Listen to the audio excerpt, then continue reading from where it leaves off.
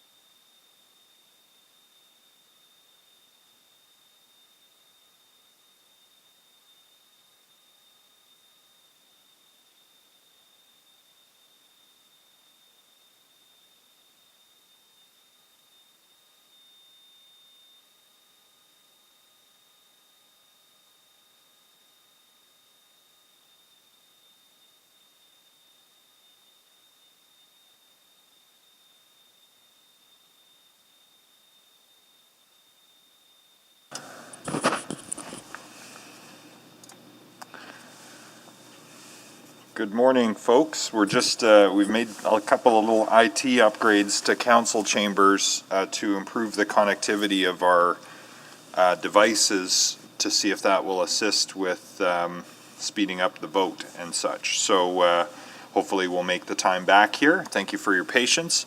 I will call today's executive committee meeting to order on November 30th here and recognize that we're having this meeting on traditional Treaty 6 territory. And begin with a roll call of the committee members. Vice Chair McKean, I see you there. Good morning. Good morning. Good morning. Councillor Cartmel.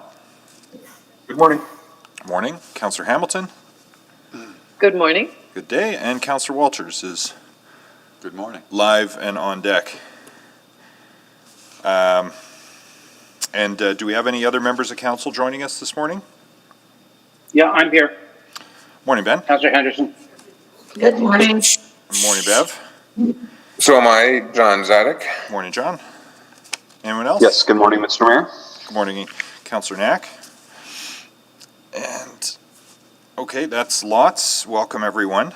I need a motion to adopt the agenda that's before us. Councillor McKean, would you be so kind? I'd be happy to move that, Mr. Mayor. Thank you. Any questions or concerns? So there would be one addition, which is 6.6, which was not on the original agenda. So if everyone's okay with the addition of 6.6, please vote.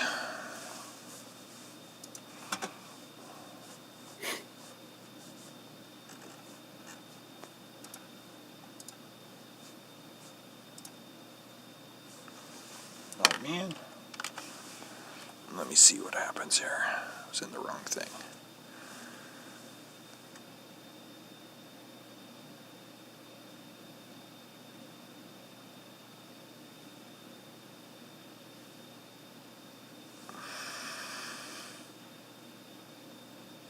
We're just missing your vote, Mr. Mayor. Yeah, sorry, it's downloading an app to make this dongle thing work. So I'm a yes.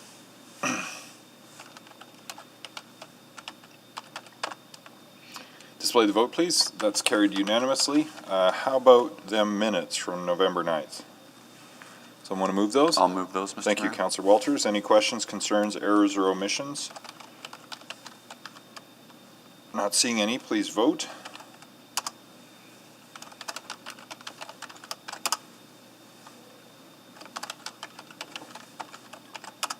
Am I holding up the show again? We have all 5 votes. Okay, display the vote.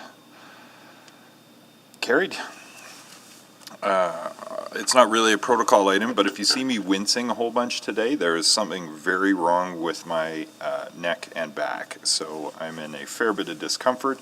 It's not you, it's me. Just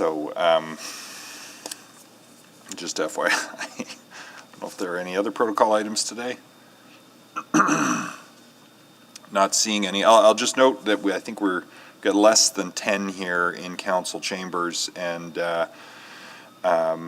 we verified that as long as we are still within our sort of quasi-isolation bubbles here with our plexiglass, we're okay to remove the face coverings while we're seated. Notwithstanding the stricter and welcome provincial rules for workplaces, there is still a carve-out for when you're in your own spot at your workstation. Just FYI for those following along who might be wondering. So let's select items for debate. Please click in, Councillor McKean. Thank you, Mr. Mayor. I will select 6.1, 6.8, and 6.13. 6.1, 6.8, and 6.13. Got it. Councillor Hamilton. Thank you. I'd like to select 6.9 just for a quick question, please. Got it. Councillor Walters. 6.2. And there's a speaker, I think, on 6.7. Oh, yes, let me just double check on that. Eric Philippa from the Riverdale Housing Cooperative is registered as a speaker, but I just want to check and see if that's questions only or if they wish to make a presentation. They registered as a regular speaker, but they are on the line if they wish to indicate otherwise. Eric, are you there? Yeah, I'm here, Mr. Mayor. I'm just, I'll answer any questions, not here to do any presentation or anything. Okay, so Well, I that's don't need to helpful select. to know that that's questions only. So did anyone want to select the land lease extension in Riverdale, item 6.7 for the co-op? Okay, so Councillor Walters will withdraw the selection of that item. Thanks for that clarification, Mr. Philpula. Okay, and just to carry on, I'll select 610 and 611, And you had a helpful suggestion that we might want to, reverse those. well, or make, maybe make 610 third item at 1:30, because I think it cross-references, I wouldn't cross-reference Oh, it, yes. but I think making it subsequent was a very good suggestion, so we can consider that under time specifics. But, so you've selected 610 and 611? And 6-2. And 6-2, yes. Thank you. Councillor Cartmel? Good morning. 612, just for voting purposes, I need to abstain from that vote. Okay. Thank you. Any No. other selections? You want to move the balance? Yeah, I'll move the balance, Mr. Mayor. Thank you. On those items not selected for discussion today, please vote.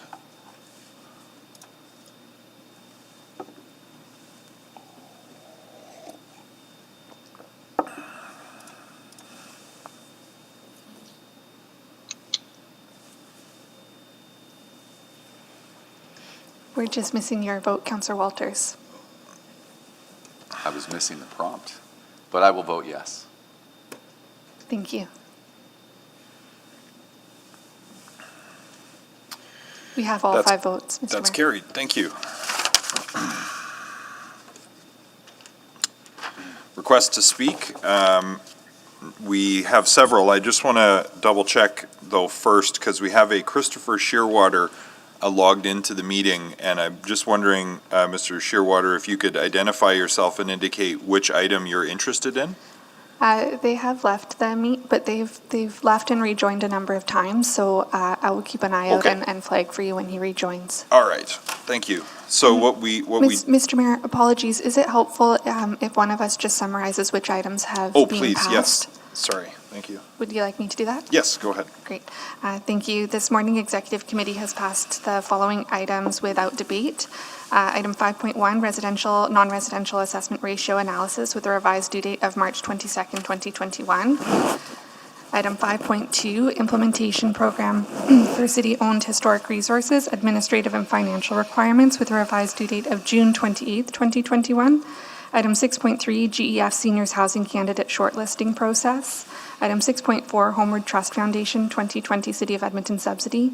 Item 6.5, the Boyle Street Service Society Outreach Agreement 2020 City of Edmonton Procurement.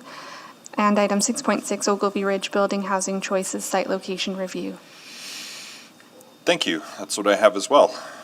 Now, request to speak. We have Peter Mayle from on item 6.2 from Northlands. We have Mariah Samji on item 6.8 from Infill Edmonton. We have Grant Pearsell from the Energy Transition Climate Resilience Committee on 6.11, and Michael Sands on 6.13. And also we have Tim Moffat from Custom Orthopedic Limited, but we're not sure which item Mr. Moffat wishes to speak to. Mr. Moffat, are you there? He has yet to check in. We have reached out to him both by phone and email a number of times, but we'll continue trying to contact him. Anyone, member of council, familiar with that business and have a guess as to what it might be related to? Hearing none, then we can add Mr. Moffat when he joins then, if he does rejoin. So then the motion would be for Mr. Mayle Ms. Samji, Mr. Pearsall, and Mr. Sands respectively on the items read out previously. I'll move those. Thank you, Councillor Walters. Please vote on hearing from the speakers.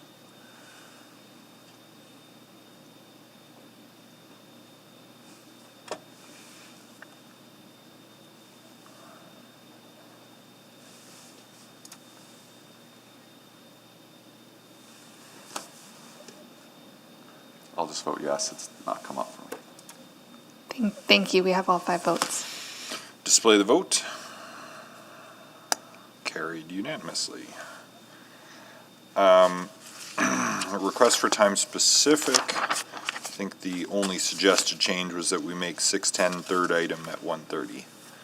Want to move that, Councillor Walters? I'll move that also. Thank you. I'll just seek unanimous consent on that. Any objection? Not hearing any. That's approved. Are there any councillor inquiries today? Not seeing any. Then let's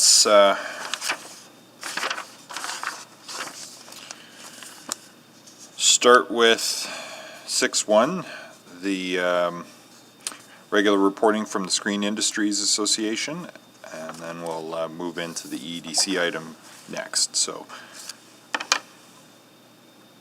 Mr. Miller, is it Mr. Miller introducing the item?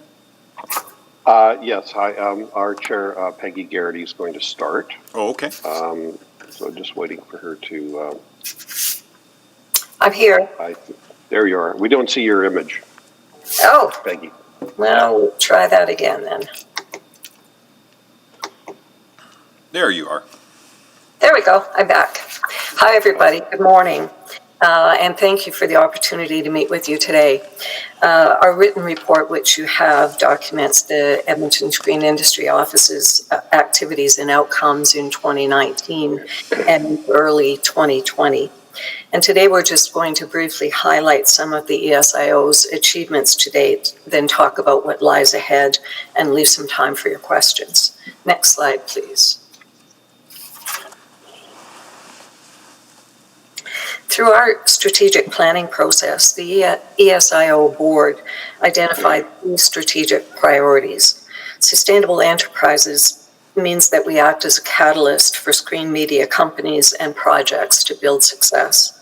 Regional competitiveness means that we promote and build Edmonton Metro as a hub for screen media.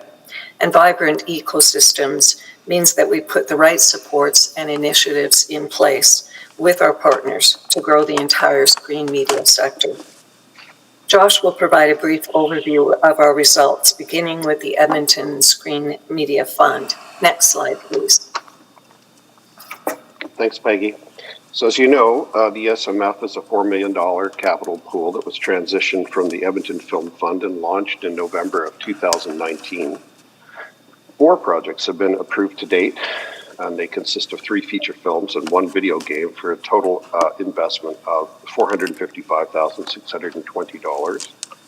And the estimated impacts are $3.4 million in aggregate budgets. That's across the 4 projects. Almost $3 million of that is from third-party investment, which represents an initial impact of 6.5 to 1 in leveraging. Of this, almost 1.7 million spent in Edmonton. And in terms of jobs, it represents 1,124 person weeks and local residents hired. Next slide, please. We also have industry supports and early stage programs. These are grants. They assist Edmonton screen media enterprises with marketing and market research, software and equipment purchase, training initiatives, online event attendance, and third-party consultation services. To date, we've made 31 commitments totaling $125,173. Our contributions have ranged from $500 up to $10,000. And this leveraged other financing of $33,386 for a 0.6 to 1 ratio. And then our other program, which was implemented in response to COVID-19, was an early stage project program, which are microgrants. And this was to support our goal of fostering locally owned intellectual property. There was one intake period in the spring, and the contributions from ESIO were capped at $1,000 per recipient, and we made 20 commitments for a total of $20,000. This leveraged other financing of $63,657 for a 3-to-1 ratio. Next slide, please. These quotes on the screen are from events that we participated in. The first is from a game developer from Austin, Texas. We'd like to have him come to Edmonton. And the second is from an Edmonton documentary film producer.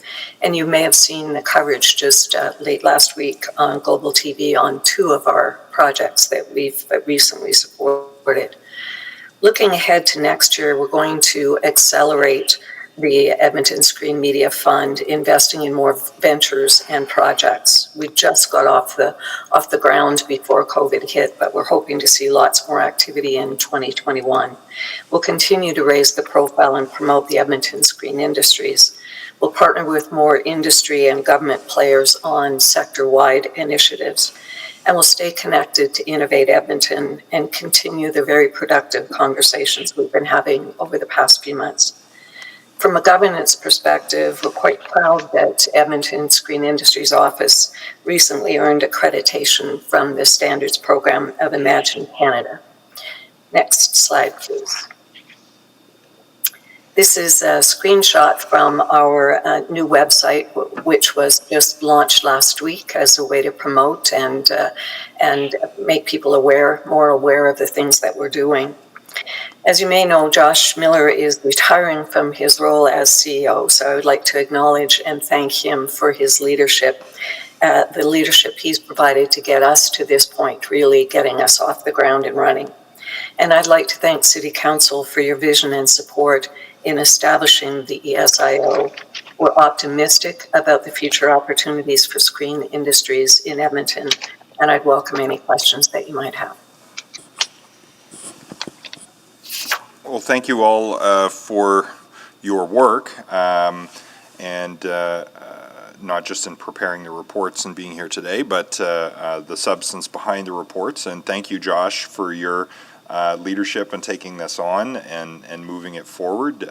Sad to see your retirement, but we really do appreciate the leadership that you've shown and the progress that we've made here under your time. So thank you on behalf of City Council for that, just to start us right off. Now, thank you. You're welcome. Who had selected this one was Councillor McKean, so I'll go to him first for questions. Go ahead, Scott. Thank you. Thanks, Don and Josh. Let me also add my thanks. Congratulations. You seem too young to be retiring. I hope you have other plans ahead of you. For either one of you, when I was reading this, I sort of had a difficult time putting in perspective the numbers on how you're doing. So let me ask you, how are you rating yourself right now? Have you met expectations? Do you see where things could improve? Are you optimistic about the future? Josh, maybe I'll start and then let you kick in. I think we were hoping for more projects in the first year. We've learned a lot about that. But I think we are very optimistic about what lies ahead in 2021.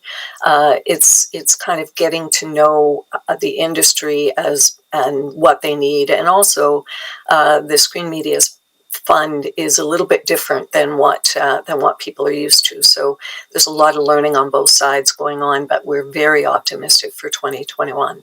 Josh? Councillor McKean, echoing what Peggy said, just looking at the environment of screen media, there's so much choice now in terms of platforms and content that the opportunity is just amazing at this time. People are looking for home entertainment options, and that's what screen media provides. Our planning for next year has us doubling basically our amount from this year. So we're saying we're going to review, evaluate, and invest in hopefully twice as many projects.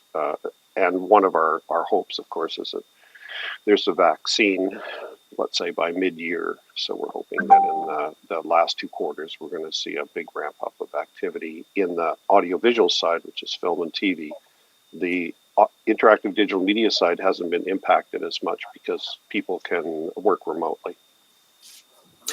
How do you sell Edmonton to groups outside of Edmonton? Do we, like, I think sometimes we we may not even recognize our strengths with our post-secondaries and actually a number of experienced people here, but how do you sell Edmonton? I noticed the one quote from the person in Austin, I think it was, Peggy, you said, but is it a hard sell, or is it in fact, once you get once you get the information to them, they're surprised? I think it's not a hard sell. I think it has been a harder sell than what it has in the past, just because we continue to be a bit of an unknown story. So our intent is to be a lot more proactive in 2021.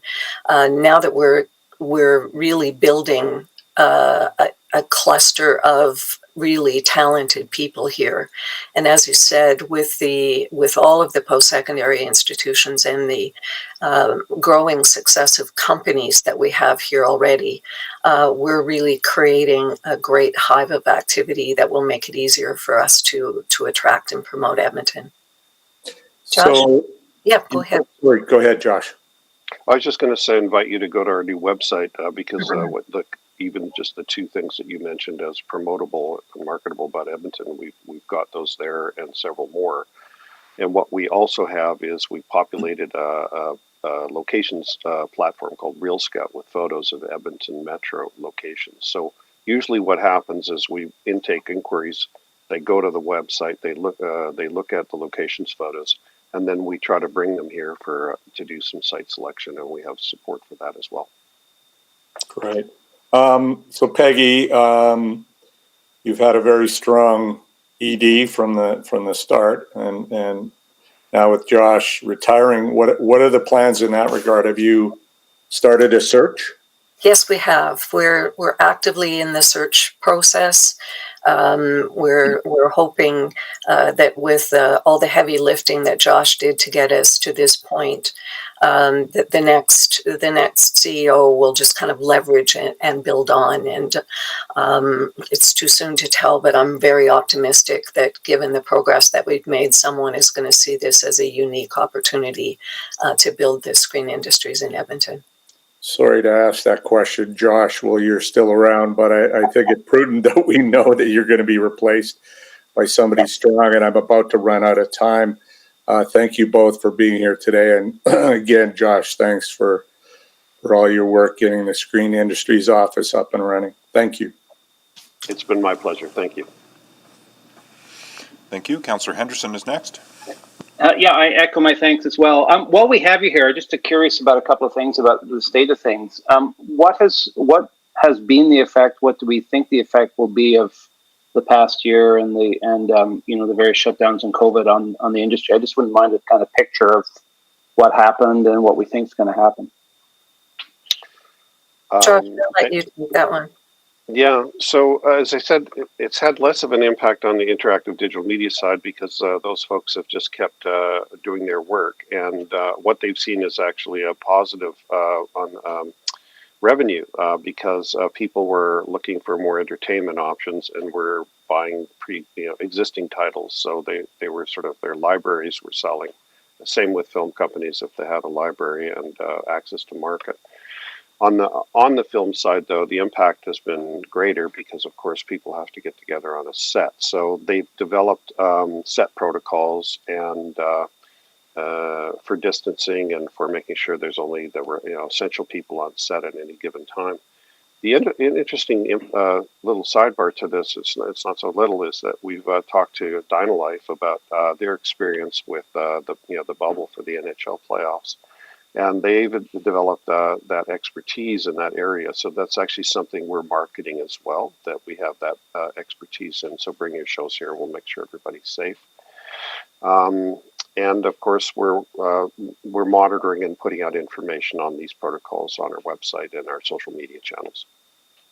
Right. So it's weathered relatively well and it's improving on the film and the screen side. I would say in the beginning it was a lot of unknowns and there was a shutdown, so that we had a couple projects complete just before that. There was probably a period of several months there where there was no production, and then it started to come back again. So I think we're okay unless there's another hard shutdown. Yeah, because the irony is the market's as strong as it can possibly be, I'm guessing. But the ability to create product is the challenging part. Yes, and on the film and TV side too, there are projects that can be created like animation projects, things like that. Documentaries have very small crews, and therefore it's a lot easier to be able to get those productions up and running. So those still move ahead. And the larger, I guess the other thing to say is the productions that we have in Edmonton are generally smaller productions, even on the narrative projects. So again, it's easier to social distance. And then the one other thing I'm curious about, because it was one of the unique attributes I think that we had in mind when we set it up, was looking for the synergies between the two different parts of this equation. You know, the screen piece and the more gaming piece. And I'm just wondering if you're seeing that happen, if those kind of connections are being made, or if they're still sort of operating somewhat separately. Well, their business models are different, but it's a really good question, and I can point to something specific. So, we set our offices up at the Orange Hub, and we're trying to create a critical mass for screen media over there. And Fava's there, and what's happened is they've set up what's called a virtual studio. So now you can shoot huge set-piece scenes with basically sort of a L-shaped video wall behind you, and everything looks photorealistic. And the cost of production is much lower. So specifically what's happened there is two of our filmmakers from Northern Gateway Films, who've done lots of films and TV movies, have partnered with a video game developer, Beamdog, and they're actually creating scenes for video games as well as separate that can be also repurposed as other kinds of screen media content like films or short pieces. So you're seeing right there with these virtual studios, the two are moving closer together and creating assets from sort of the same IP. Great, that's good to hear, because I think that was the real benefit of the kind of structure we put together. So fabulous. Well, great, thanks. Those are my questions, and we will miss you. I know you're off to other things, though. I'll be around. Well, that's a very cool example from the Orange Hub, Josh. Thank you for that. That's illuminating, so to speak, but and exciting. The potential, the convergence there, and technology to do things differently. So thank you for that. Great questions. I don't see anyone else on the speakers list. So, Councillor McKean, would you care to move the receipt of information of the report? I would be happy to move the recommendation. Okay, thank you. Anyone wishing to speak to it? Councillor Walters? Thank you. And I didn't have any questions, but I just wanted to note how excellent and comprehensive the report was. So to Josh and to Peggy, thank you and to everybody involved, thank you for the work. I just wanted to offer those thoughts. Thank you. Thank you very much. Well said. Any other comments? Councillor McKean's closed? Yeah, just very quickly again, I wanted to thank Josh for his work, pioneering work in some ways, or trailblazing work on this new Screen Industries office. I know Councillor Ben Henderson, who's been around for 627 years on council, was a big push for this office, and I wanted to thank him too. But we need we need things that will push us into a new economy. And I think right now I need reasons for optimism and hope. And this was a really nice start to our agenda today and start to our week. And Peggy, I wish you all the best in your search to replace Josh, which I know will be difficult. And Josh, I want to wish you the best in whatever you're going to do next. So thank you very much. And I will stop right there. Thank you. Well said. Thank you. Well said, Councillor. Please vote on receipt of information.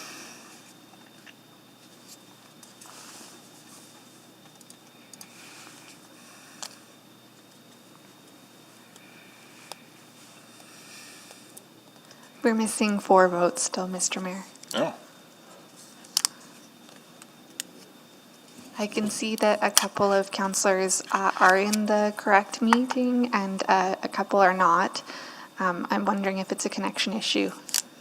It has not popped up for me, Madam Clerk. I'm a yes. The screen is going a little crazy, to be honest. I'm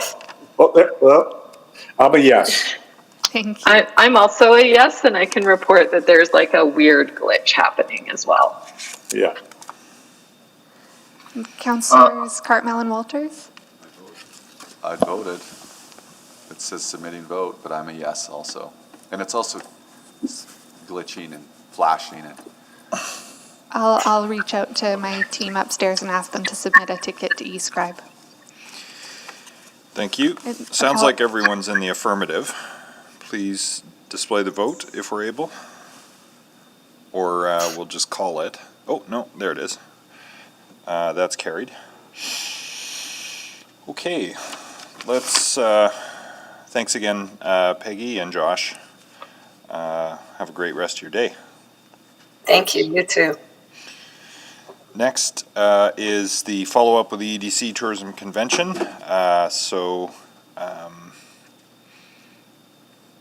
Rob, are you starting this one off? Well, I think Stephanie's going to come down as well. Are you going to stay there? Okay. Yeah, I'll kick this off. Thanks, Mr. Mayor. Just introduce our delegation for this morning. Stephanie McCabe, Deputy City Manager, Urban Form and Corporate Strategic Planning, is here in person. We also have Maggie Davison, CEO of Explore Edmonton, is online. And from my department, Greg Heaton is here, has done a lot of work on this file. And I believe Stacey Padbury, our Deputy City Treasurer, is here as well from Financial and Corporate Services. Stephanie and I have some initial introductory comments for Exec Committee, and then we'll pass the presentation over to Ms. Davison to present a few slides. First, as it relates to the potential to integrate the 2 signature events, those being K-Days and Farm Fair International, which are currently run by Northlands. Administration has been working with senior staff at those 2 organizations. The conclusion and future direction we've arrived at is that yes, these 2 events can be amalgamated into the operations of Explore Edmonton. Explore Edmonton has the capacity to support the staging of these 2 events by providing staff, management personnel, and office space. And then compared to the current model, there'd be a savings of just under $2.5 million if this were realized. Explore Edmonton and Northlands are continuing to work on the details of a new model to integrate these events into the operation of Explore Edmonton. One example of such a model would be for Explore Edmonton to simply acquire all of the assets of Northlands. Another model, not as fleshed out yet, would be some form of strategic alliance to stage these events. I'll now turn presentation over to Stephanie to provide some brief introductory comments regarding Explore Edmonton's financial model. Stephanie. Thank you, Rob.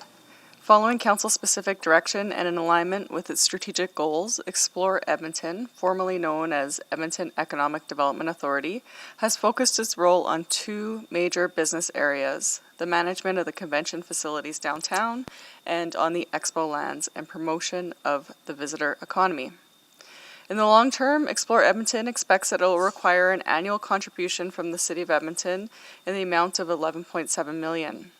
This assumes that the 2 facilities can once again return to operating on a break-even basis, and the revenues from the voluntary hotel marketing fee will return to pre-pandemic levels. In the meantime, however, Explore Edmonton's core business has been devastated by the onset of the COVID-19 pandemic. The facilities have been closed for their intended use. Revenues have declined to nearly zero, and at the same time, the fixed cost for maintaining these buildings has continued. At the same time, revenues from the destination marketing fee collected by participating Edmonton hoteliers have declined as well. To weather the pandemic storm, Explore Edmonton has asked for one-time funding of $21.6 million in 2021, $18.8 million in 2022, and $14.5 million in 2023. To explain the role of Explore Edmonton and its funding needs in these difficult times, we are joined by Explore Edmonton CEO Maggie Davison. I'll now pass it over to Maggie. Thanks, Stephanie, and thank you everyone for allowing me to join and speak today. And thanks to Rob and Stephanie for their overview as it relates to the discussions around Northlands and the feasibility of integrating K-Days and Farm Fair into Explore Edmonton. I do want to take a moment to discuss the question of current funding for Explore Edmonton. And let me start by acknowledging that I fully appreciate the very difficult task that City Council has ahead of them in the next few weeks. Explore Edmonton's chief responsibility is to promote and grow Edmonton's visitor economy. And by extension, this work enriches and enhances the vibrancy of our city and subsequently the quality of life for all Edmontonians. Under normal circumstances, we have the privilege of promoting the Edmonton brand by telling Edmonton's unique story as a destination, which is very cool stuff. But make no mistake, we are an economic development organization. In 2019, Edmonton's visitor economy saw over 7 million visitors and generated almost $1.2 billion for Edmonton's economy. Explore Edmonton's direct economic impact in 2019 was just shy of $260 million. This number is a direct impact generated by all the marketing and sales efforts in meetings and conventions, sport and cultural, event attraction, and trade shows, and of course the individual travelers. COVID-19 has completely devastated the tourism, hospitality, and event sectors. The government of Alberta, the federal government, Destination Canada, and the tourism industry associations and many other industry partners all say the same thing. The tourism and event sectors were hit first, will likely be the hardest hit, and will take the longest to recover. Current government and industry projections suggest that full recovery from the impact of the pandemic will not happen until at least 2024. As you know, and as the data tells us, the visitor economy space has always been extremely competitive. Destination management and marketing organizations across the country are investing resources currently in their domestic marketing efforts and event attraction. Places like Calgary, Winnipeg, Vancouver, and Saskatoon are all investing heavily in sales and marketing to lock in events and conference business. And when the time is right, entice Canadians to travel to their cities. Edmonton cannot afford to take its foot off the gas right now. Our sales and marketing teams work on a 3 to 5 year forward booking window, working today to lock in that future business for those years is imperative. If we cannot provide our sales teams within the organization with the financial resources that they will need in 2021, the momentum that we built for the visitor economy pre-COVID will disappear. And other cities will be taking full advantage of the current situation of underfunded DMOs and will be taking business away from Edmonton.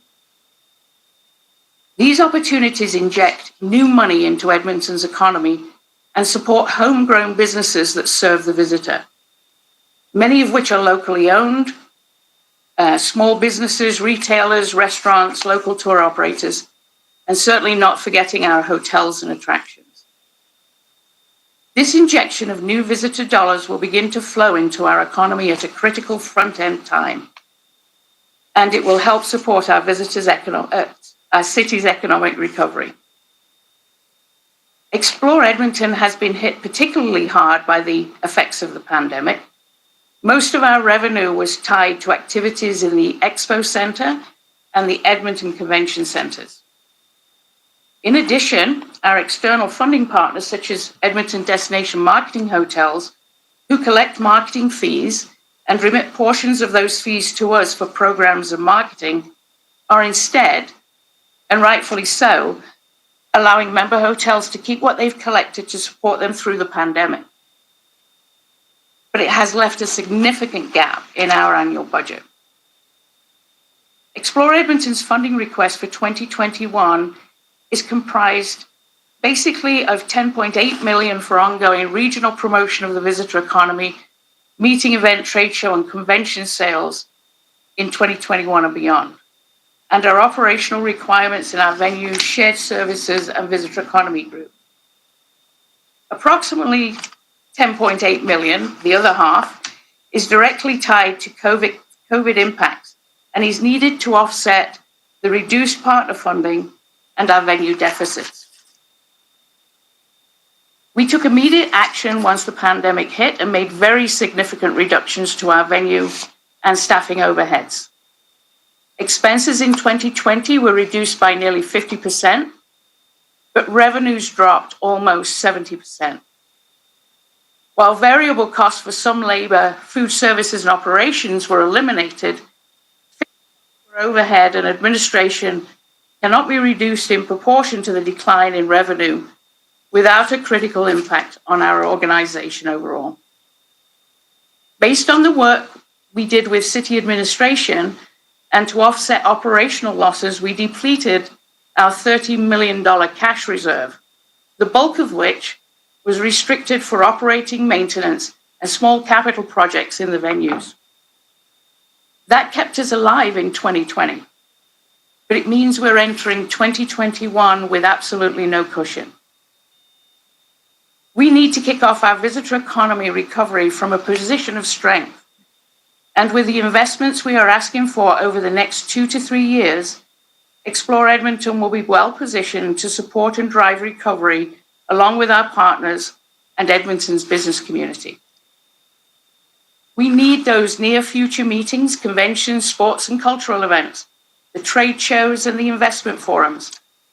Booking that business helps us drive occupancy into Edmonton's hotels, and it generates much needed revenue for those small businesses I mentioned earlier. As a visual representation, let me quickly show you a few slides that will illustrate our current situation and future outlook. This first slide actually shows how the tax levy is typically between 20 and 30% of our total revenues in normal times.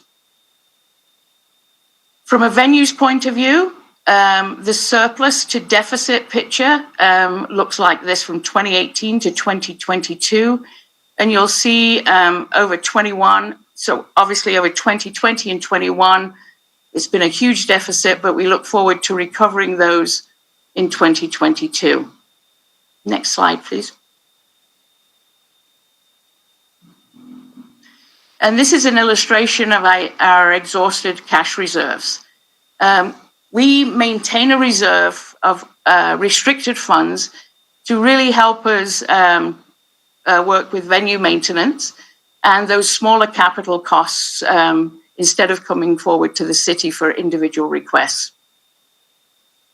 When we first projected the numbers, we thought we'd be left with about $1 million in 2021. It's actually going to be quite a lot lower than that, which is really insignificant funds to manage the operations of our venues.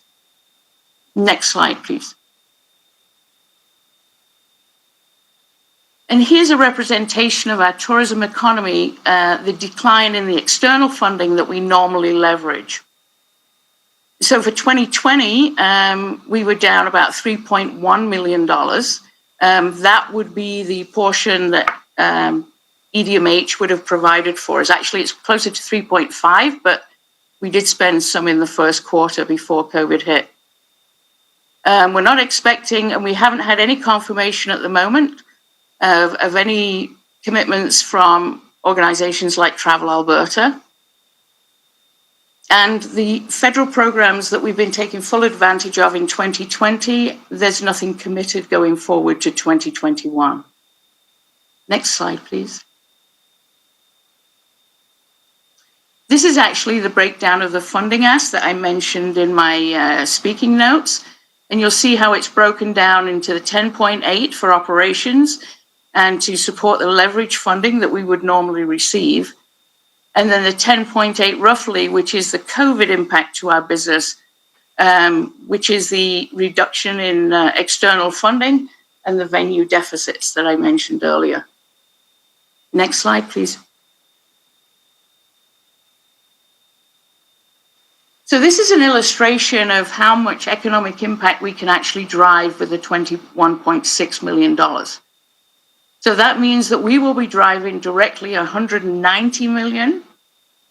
And for every dollar that the city invests, we would return approximately $8.80. The total economic impact, though, which is direct and induced, would be closer to the $16 million mark, and a generation of tax revenue for the city of about $3.6 million. Now, if you work backwards on the actual chart to the left, you'll see how that significantly declines if our funding declines along with it. Next slide, please.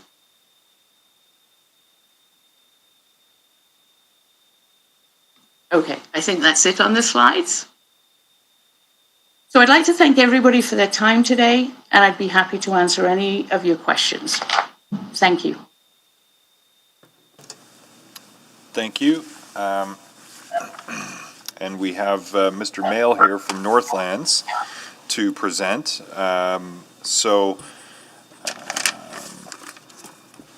You've got 5 minutes there, Peter, and then I'm sure there'll be some questions for you. So please go ahead with your remarks and then stand by for questions.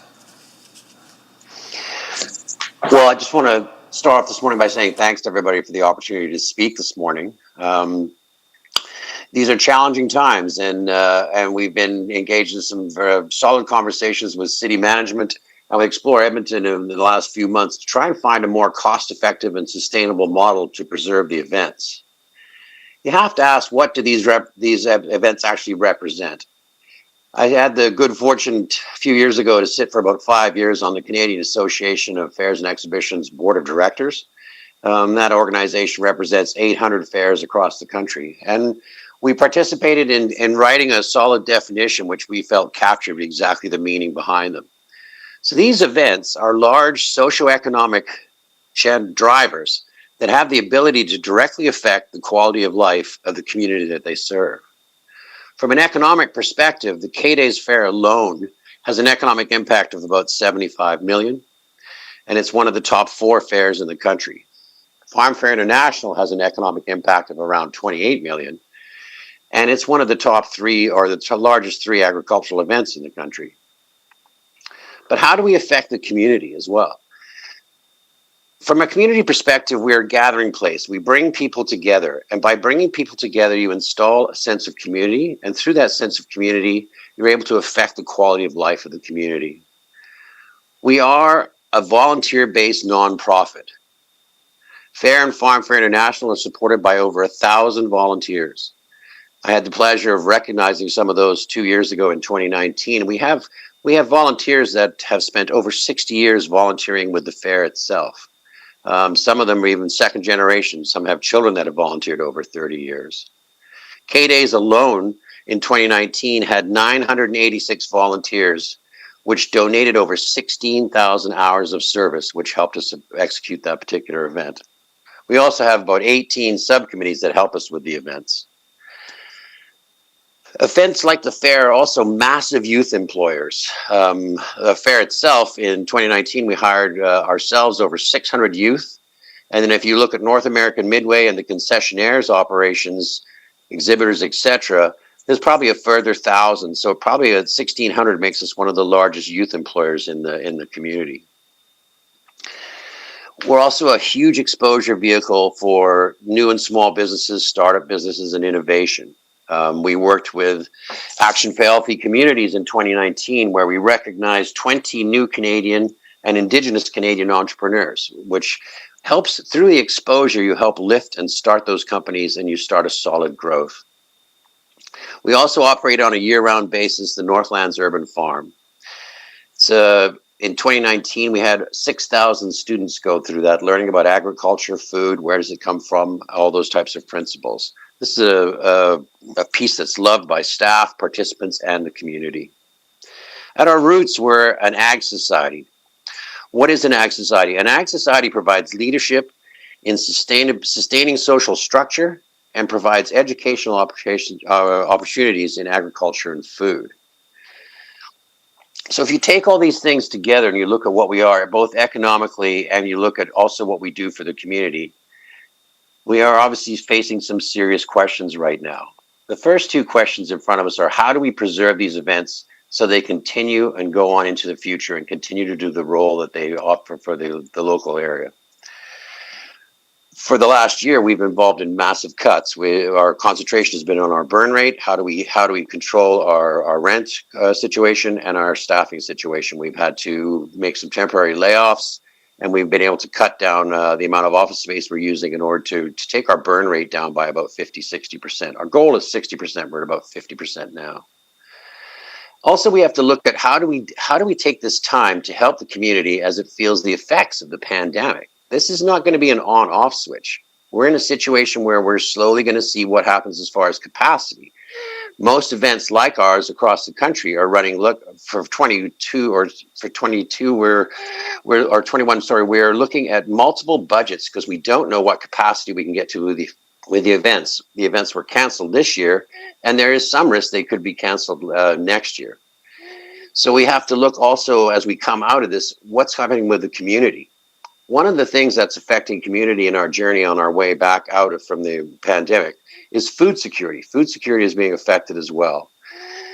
So my staff has been working for about 3 months on different programs that we could run using the urban farm and other connections that we have in order to put people together and assist the local community with food security, which we feel is a solid, there's going to be a solid need as we move forward. So overall, again, it's a very, very difficult time. In the discussions we have on what we might move forward as far as a new model goes, from our perspective, we don't see this as completely the end of Northlands. It's more of an evolution of the model. I mean, the organization when it started was the Edmonton Exhibition Association. It has changed through the years, the 140 years the fair has been around. So we believe that there's a solid basis to preserve these events, to continue the economic impact, continue the youth and the other effects we're having socially on the community. And at the same time, we believe we can add to the table some relevant programs to help the community with the impacts of the pandemic.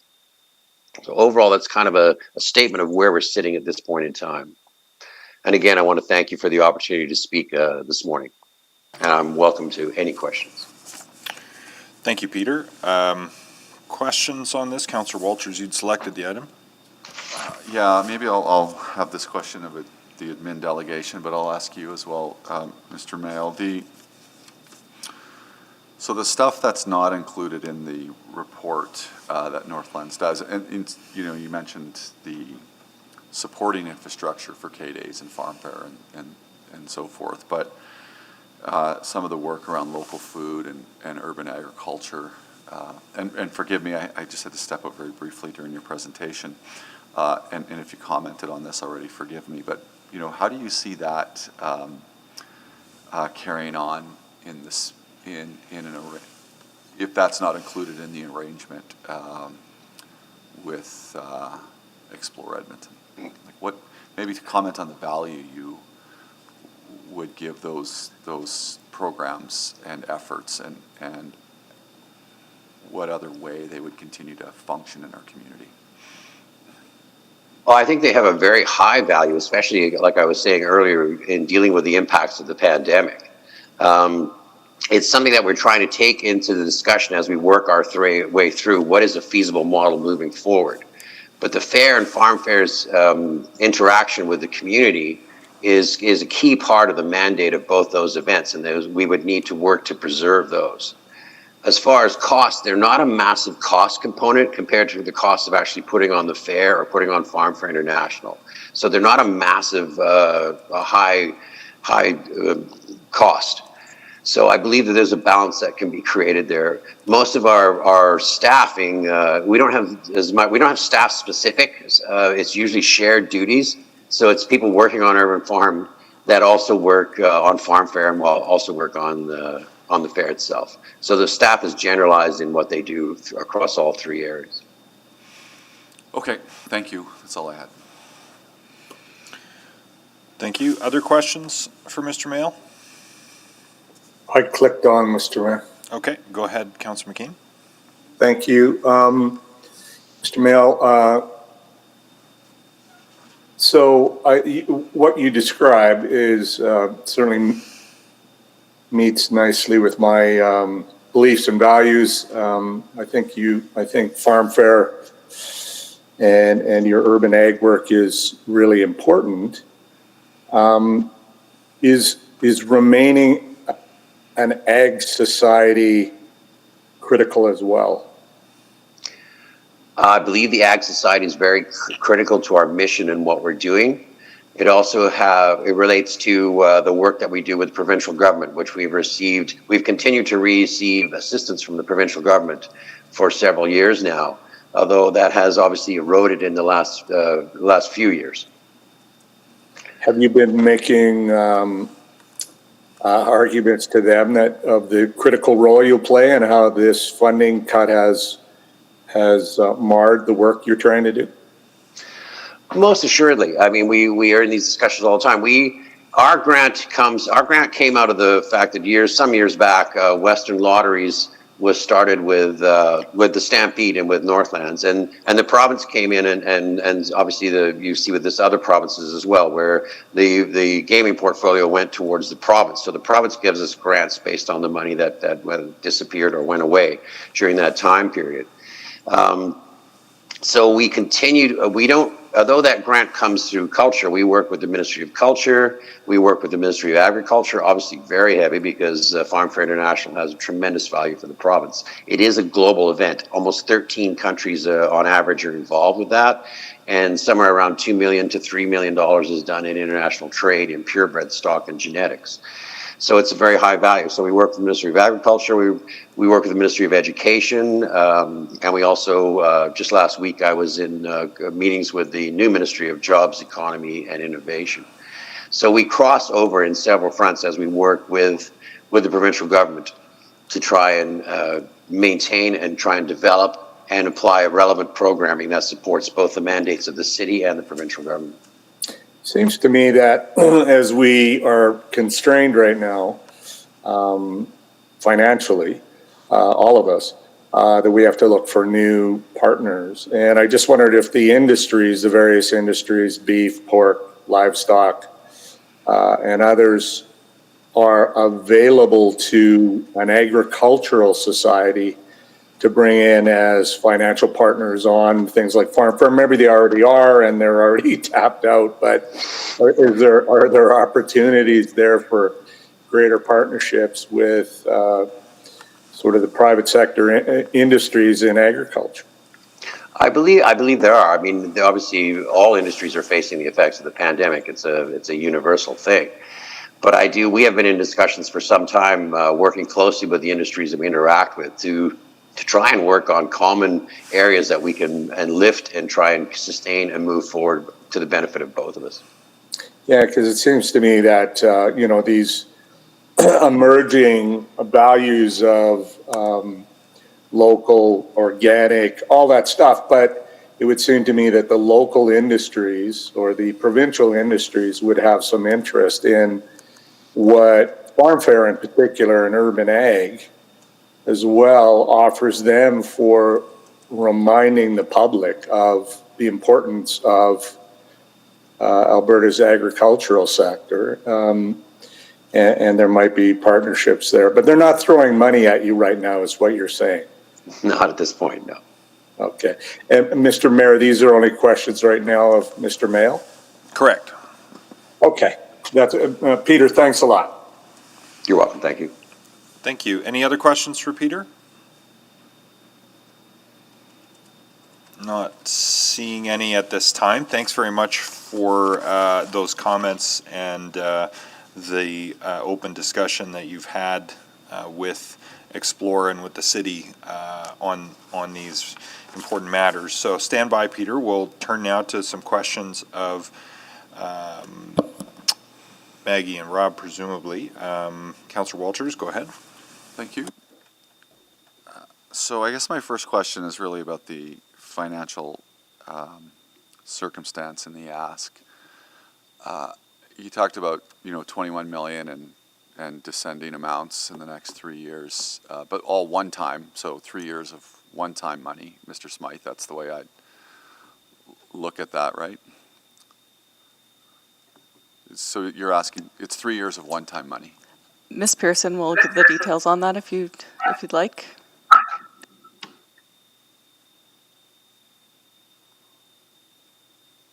Well, I heard the term one time. It is one time. So there is an ongoing ask, which ultimately will be a decision of council, the ongoing ask about how much you'd like to fund tourism and the visitor economy. And then there'll be an ongoing, then there'll be a one-time ask for each year because of the COVID impacts. Okay. So what's the ongoing amount that's in the proposed budget? So I'll let Ms. Padbury, she's got the sheets with the detail with respect to that. So just before you go, Ms. Padbury, my question is, what's the ongoing amount that's baked into the base in the proposed budget? And then over and above that, I presume, are the one-time numbers for each year. Okay. So in the current base for the city of Edmonton, there's $8.5 million. What EEDC or what Explore Edmonton is asking for is 21.6. Of that, about 11.7 would be ongoing funding where they think they'll be in the future, and the remainder would be a one-time funding ask from Explore Edmonton. Okay, so there's 8.5 in the budget now. Then there would be an 11.7 million additional ongoing, plus the difference between 11.7 and 21 million is the one-time. Yeah, and then I'll just layer one more thing. When we budget adjusted Explore Edmonton's funding in the spring, we held $5 million in financial strategies. That is also currently in the city's budget, but unallocated. So that could be applied to the missing ongoing piece or the missing one-time piece. We could decide. Yes, potentially. So maybe it would be helpful to give us a bit of a chart that shows, as we, particularly when we get to within the budget, just so we can track that. It's not that even that isn't crystal clear to me. Noting that so if we look at the zero that's on the table now, that includes 8.5, and then we need about 11.7 additional ongoing. And then, there will be one funding pot for that, the tax levy. The one time could be dealt with, I'm not sure how else, but potentially something other than the tax levy, because it's one time. That's correct, Councillor. And on the basis of this discussion today, we will be bringing forward more information, including potentially the chart that you've just asked for on the 7th when we bring the COVID budget adjustment information. Now, Ms. Davidson, you had used the comment, make no mistake, we are an economic development organization. And I guess I would put it to you, what kind of, I know you're tourism and conventions center operations, but more broadly, what kind of economic development organization do you think you are? Noting that Edmonton Global is dealing with foreign direct investment and trade, and then we have the innovation entity, which is about startup and tech. And then the ag piece seems kind of like it's floating unattached to anything at the moment. So maybe just describe in my last minute what kind of economic development organization you are. Right, well, thank you, Councillor Walters. So when we move out the innovation group, and with the foreign direct investment piece going to Edmonton Global, we're now fully focused on destination marketing and venue management. So that will be our focus and mandate going forward. We also do a lot of marketing extensively for those areas that I spoke to, meetings and conventions, sport, cultural attraction. But we also, in normal times, do international marketing as well in the main markets that we currently work in, and those are to support the air access. So once borders open up and once we are, fully on board with recovery, we will be increasing our efforts around the marketing piece. The other part of the offering that we offer to small businesses is what we call product development, and that's helping entrepreneurs and small businesses actually develop their product for the visitor economy and get them what we call export ready, which is making sure that they have the capacity to handle any transborder or international business. So those efforts, along with the sales efforts for all of the areas that I spoke to, are our main areas of focus. And other than switching our marketing efforts, we will still continue with those sales efforts because that runway, as I mentioned, is 3 to 5 years out. So Maggie, before I get a worse reputation around here for taking too much time, I'll come back on a second round and follow up. Thanks. Okay, thank you. Councillor McKean. It's hard to imagine a worse reputation for Councillor Walters, but let me ask you, Maggie, you and I were talking recently about your efforts in lobbying the provincial government on a provincial levy on short-term rentals. And you've done some analysis on that. How much money is being left on the table in Edmonton by not having that levy? So currently, we only get 3.5 million approximately from EDMH, and then we leverage those monies with Travel Alberta.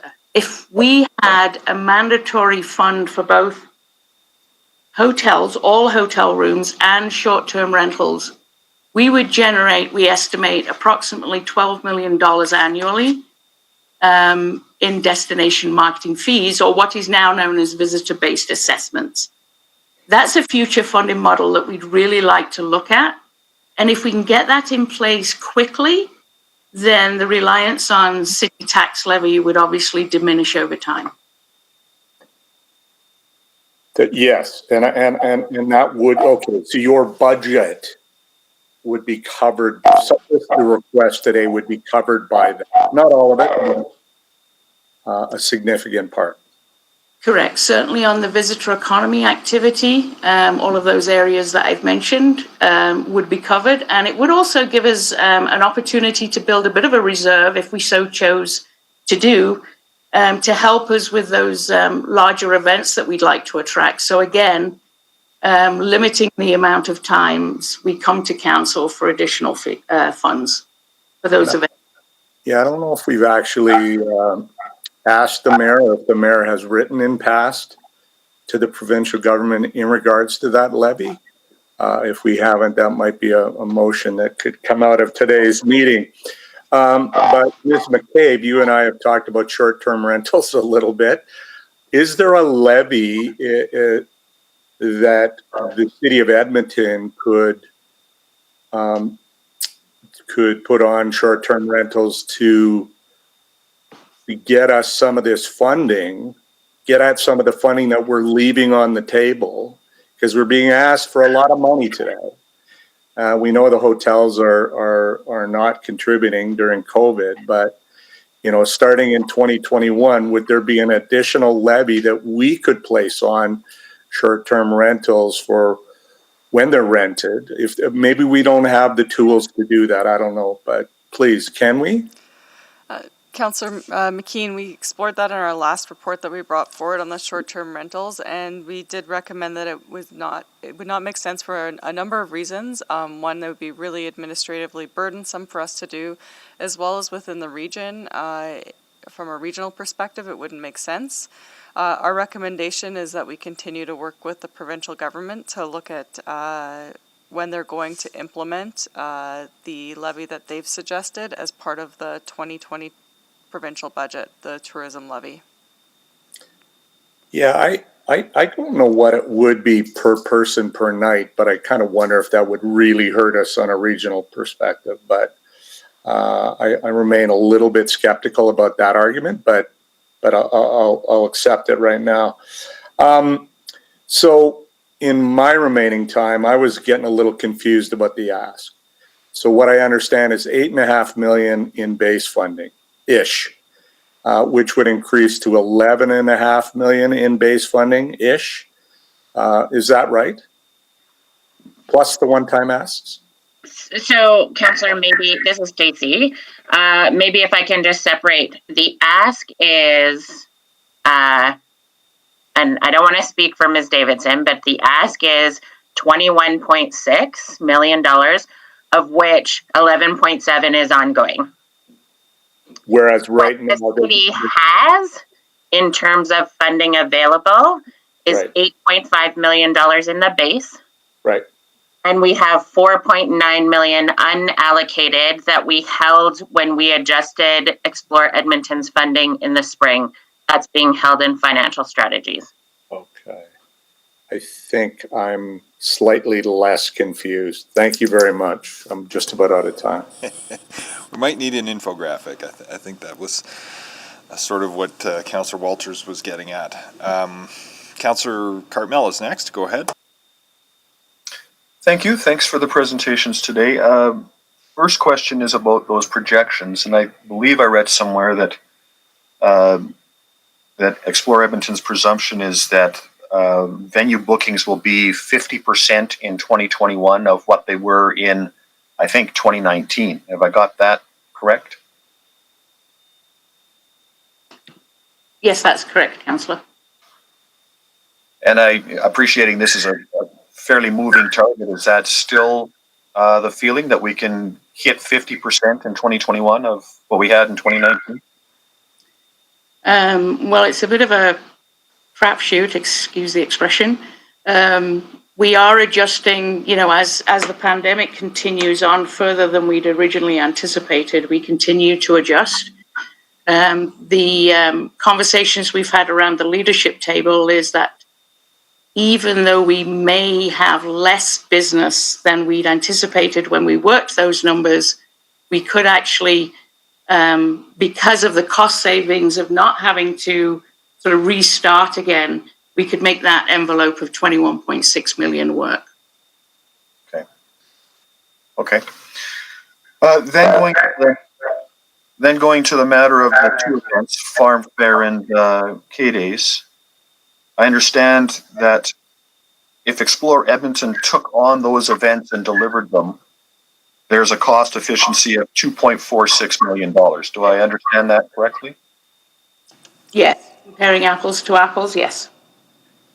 And so that would that presumes that the 1.7 million that is currently the value of the grant from the province continues to be granted, correct? Yes, we'd still need the 1.7, but the exercise that we did with those two events and the cost savings that we anticipate would actually show a loss in and around the $60,000-$70,000 mark. But when you add back in the 1.7 million, if that continues to be contributed to those events, we'd be in a good place to build back those events over the next few years. So so that's actually making me more confused. If cost efficiency is 2.46 million with the grant, does the cost efficiency not reduce to 700,000 if the grant is no longer there? Isn't it just simple math? Yes, it would be give or take, yes. I guess what I'm getting to is that there's a couple of options, as has been outlined by Mr. Smythe, and that is that either, to be perfectly clear about it, that we reduce to one organization or we maintain two organizations in some form or fashion. And I'm hearing you say that it's more cost efficient to have simply one organization that delivers these events and continues forward. Is that correct? Yes, that would be correct, Councillor. The only piece that's tricky for us is that within our mandate doesn't cover some of the other activities that Northlands currently provide, such as the urban farm and the educational programming. Right. So, Mr. Smythe, is administration looking for direction on that point today? I think that would be helpful, Councillor. Something to the effect to direct us to continue to work with the two organizations to look at a workable integration model. Are you looking for direction to point to a particular outcome? Because a motion to keep working is not really, a lot of value. Are you looking for a motion that says merge the associations, maintain two distinct organizations? I think, Councillor, the integration merger option to be able to find those dollar savings would be, if council is that way inclined, would be appropriate. Yes. Okay. Okay. Thank you. Thank you all for the answers today. Appreciate it. Thank you, Councillor Henderson. Well, just to follow up on that quickly, I had some other questions as well, but the provincial money, and I understand we probably don't have a definitive answer on this, is it likely to flow with the Ag Society status, or is it likely to flow with the events? Maggie, can you weigh in on that? Yes, thank you for that question, Councillor Henderson. We currently approach the province for event funding on some of the other events that we bring into Edmonton. It depends on the event to which ministry we normally go to. So there's about 3 ministries that we can tap into on our current events that we bring into the city. Whether or not we would need the Ag Society status is a bit of an unknown for us at this point. But given those two have traditionally been funded through an Ag Society status, that would be preferable to maintain that, the Ag Society. Yeah, and I'm guessing, so in some ways, in order to be able to answer this question, the province, we need some answers, I'm guessing, from the province. Because I didn't ask Mr. Mail this question, but I'm guessing for them to be able to do the stuff that they would like to hold on to, which is the urban farm and that stuff, the Ag Society piece and some funding is probably important to them. But how much of that would, whether or not there's a way to take care, make sure the events can happen. It seems to me there's a complexity there that only the province can answer, or without the province's answer, coming up with a definitive answer from our end is going to be tricky. Is that fair to say? I think that's very accurate, Councillor. I mean, we've not gotten definitive messaging from the GOA on that question. So do we need them to be part of this discussion? And is that even possible? Are they showing any interest in being part of this discussion? I'll weigh in there, Councillor, and I think to the earlier suggestion of correspondence with the province, I think the time has come to put the question. Quite plainly, how do they want to support these events and through what mechanism, and we can perhaps give them some options, and then act in response to what hopefully is a clear and timely response from the government. Great, thanks. Okay, good. I just because I think everybody sounds like they want to find a good solution to this, but I'm not sure we have all the pieces of the puzzle yet. Sorry, my time vanished, but I just have one other quick clarifying question. Because I'm still, all this question of where money is and isn't is still, So the thing I know for sure is we have 8 point something in the base right now, correct? That is there every year and is already budgeted. That is correct, Councillor Henderson. We are trying to the funding we have versus the request that is before you to get today. Yeah, so what I'm unclear of though is if the ongoing ask includes that 8.7 or if it's 11 million on top of the 8.7. It is, my understanding is it's 11 million on top of the 8.7. So 29, so the ongoing ask is actually about 19, 20 million then. It is 21.6 million is the request. But in discussions with the EDC, I think it's the one time versus the ongoing can be flexible. And we'd like to come back when we have the COVID discussion because of some of the money we got from the province for the one time.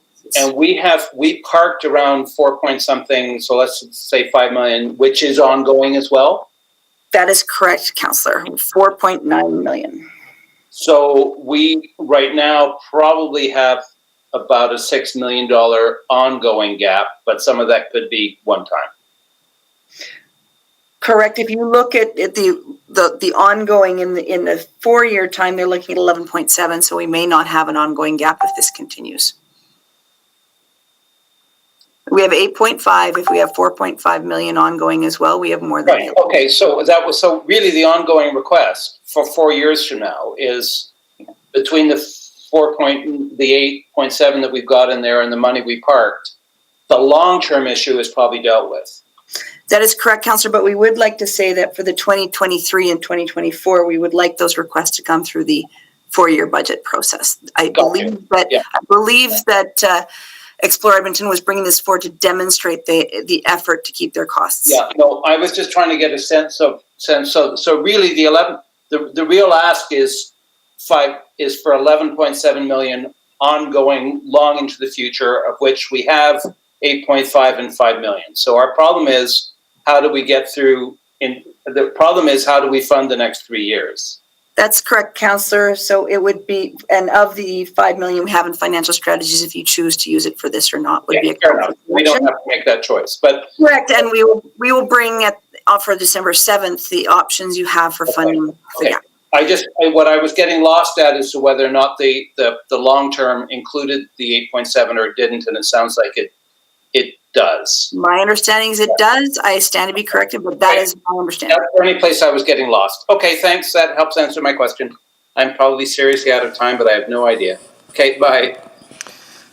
I'm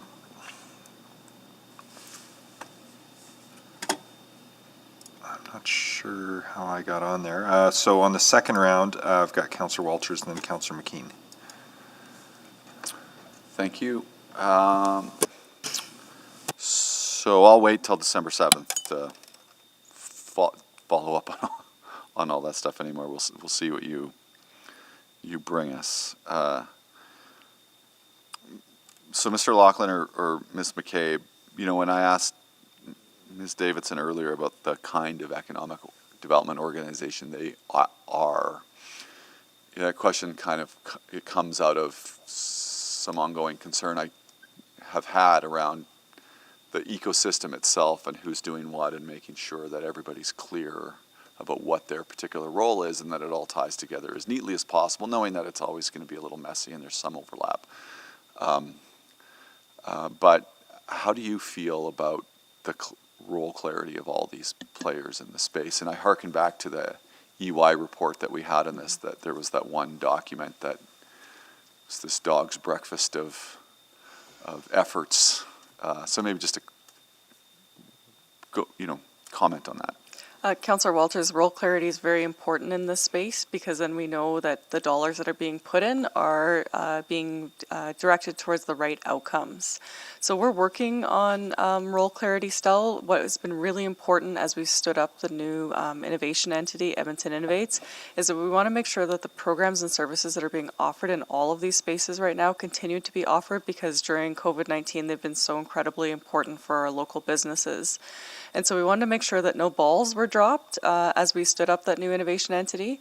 But as we're working on the 2021, and in particular as we work on that 2022 beyond budget asks, we want to make sure with every single funding agreement that we have for each of these organizations that we fund, that it's very clear who is doing what the dollars achieve, and the outcomes that you achieve. So you will see a mapping of, council will see a mapping of all of that. We are working on it. Okay. We don't have it yet today, but we work individually and collectively with all of these organizations right now to make sure that the important programs and services continue to be provided. And I think from a governance and accountability perspective, our job here is to kind of keep an eye on that. So if there's a map coming to us sometime in 2021, that's great.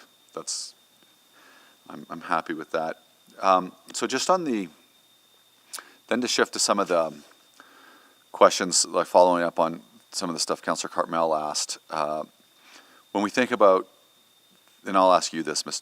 McCabe, think about the urban farm, Alberta flavor, some of the urban ag programs Northlands currently offers, and then we think about Sustainable Food Edmonton, the Food Council, particularly RAMP, which one of the major policy areas is urban ag, which talks about local startups, local food businesses, creating a climate for those to succeed. Sort of like we're talking about in the community safety space right now, where there's a whole bunch of efforts that are needing to be drawn together to make sure we're using money and energy efficiently there, feels sort of the same in the local food and urban ag space, which is, there's a lot of things happening. And if Northlands Farm Fair and K-Days was to go under Explore Edmonton, that sort of orphans these other efforts, but could they not be brought together similarly? And I know we've done a lot of these kinds of reports in the past, but it seems to me that it could be stranded in a way, and it's not very well organized. So comment on that too. Councillor Walters, I don't think the intention ever through this was to have any of the important local food files be stranded through this. The department remains committed to the work that was started under Fresh, as well as all of the work that we do in the local economy group. But through the implementation of the economic development strategy into 2021, you're pointing out that I think you're correct that we could probably do a mapping of who does what in this space as well, to make it very clear about what the role is of local government in this space. Right, and I don't suggest that you're stranding those things. It would be us potentially stranding them if the governance around the relationship to Northlands and Explore Edmonton turns out to become one thing, and it's not within Explore Edmonton's mandate to take on some of those ag things. The question then is, what happens to them? And I'm not necessarily saying that, like the question about expanding Explore Edmonton's mandate, I don't think would get a lot of support from council these days, and that doesn't need to happen right away. But I think what we need to focus on is if those programs have value to our community, and our council and the administration's put a lot of effort into that local food economy. I just want to make sure that we're thinking about that in alignment with all those other things that are going on. Yes, Councillor Walters, we are considering that through the work that we're doing here. Okay, I might have one more question on that after, Mr. Mayor. Thank you. Councillor McKean. Thank you, Don. So it seems to me that, and I don't think I need this confirmed, but Northlands is an agricultural society for Northern Alberta, not just for Edmonton. And so I'm wondering if there's any sort of merger talk, whether or not that would violate some sort of contract we have in Northern Alberta.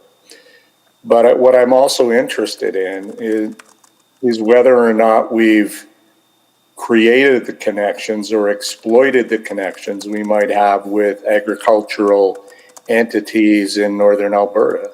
And I should have asked Mr. Mail that, but it's too late. So does anybody know, Stephanie or Maggie, do you know if we've really explored partnerships in Northern Alberta with municipalities and farm groups and that sort of thing? Thank you, Councillor McKean. My understanding at this point is that, and maybe Peter can wade in on this, but Northlands as an ag society was given sort of special consideration similar to the Calgary Stampede. So there are some areas that of the ag society status that Northlands, my understanding is that Northlands doesn't have to meet those requirements because Northlands and Calgary Stampede are both treated somewhat differently from a regular ag society. However, the funding does come through the different ministries. So it's still a provincial ask. Right, I'm just wondering, and Mr. Mayor, I'm almost wondering if there's not an opportunity here to do some outreach into the northern counties and municipalities about the importance of those connections through agriculture to Edmonton and to Northlands. But I'm just sort of thinking out loud. Ms. Gibson, did you get my email? Yes, I did, Councillor McKean. We have the motion ready. Can you put it up? So I'll make that motion while I'm here and people can then wax philosophic on it. So the motion is that the mayor on behalf of City Council submit a letter of support for the implementation of the government of Alberta's decision that all Alberta accommodation providers, including short-term rentals, be required to pay the 4% tourism levy as stated on pages 175 and 6 in the 2020 provincial budget. I won't claim that I looked up the budget during this meeting, but I got a little help on that motion from administration, and I'm appreciative of that. Thank you. And apologies if I could just provide a little bit more. It should go through City Council, so it should read that Executive Committee recommend to City Council at the start of that, please. Yes, thank you for that, Kate. Okay, so I think we were done with questions, it looks like. So, Councillor Walters, is it germane to this motion? Okay, can we hold off then? And okay, so with this before us, are there questions on this motion specifically?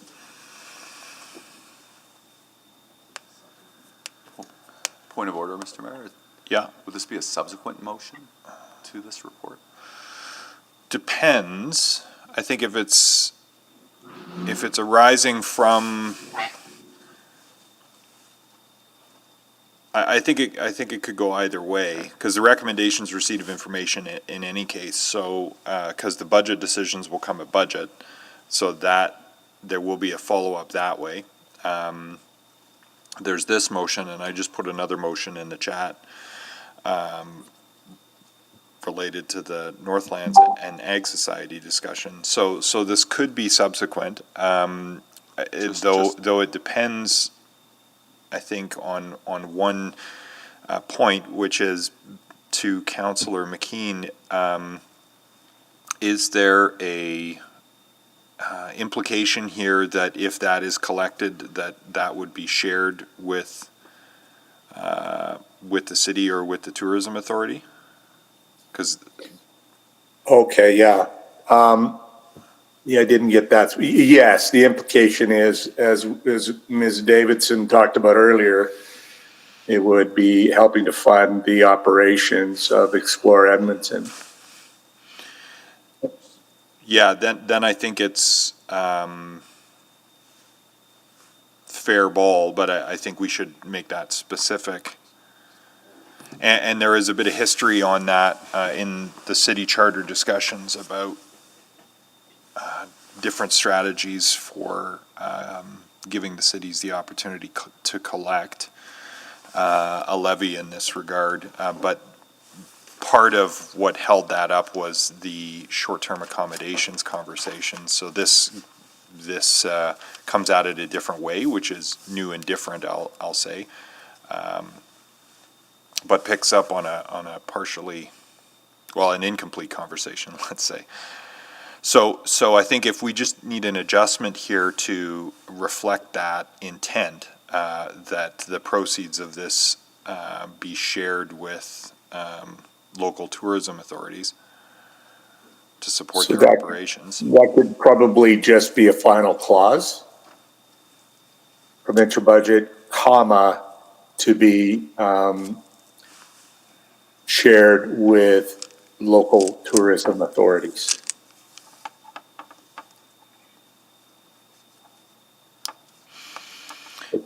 Perhaps it's easier to share when there isn't as much activity and in anticipation of a rebound in time. So it's timely to ask that way. So we've got that adjustment to the motion. Thanks for that clarification. So on this motion specifically, questions? Mr. Mayor, it's really more of a point of order, but in actual fact, the motion that's recommended in 6.2 is actually to do a tidy up on the Tech Edmonton and that piece of the puzzle. Oh, so you're quite right. It's not a receipt of information. You're right. I didn't have that up in front of me, but you're quite right. So I'm going to pause on this then so that we can deal with the main recommendation first. So Councillor McKean, can I come back to you for this motion as subsequent? Absolutely. Okay. All right. Let's pause on that. I'll go back to Councillor Walters for questions on the report, and then perhaps the main motion. We'll deal with that, and then we'll come back to the subsequent. So, Councillor Walters, go ahead. Thank you. And I guess these questions and the action coming out of them may connect to the motion I think the mayor's going to make, which I'll look at. But so the motion to ask the province to give us an answer on either way on what they'd like to fund. Once we know that, that will give us some indication about the future of the Ag Society. And the Ag Society, in the event that Explore Edmonton just took on those two events, and then the rest of Northlands activity remained outside, the Ag Society could in fact become potentially an aggregator of many of our other urban agriculture initiatives. Is that reasonable to imagine it playing out that way, or possible that it would play out that way?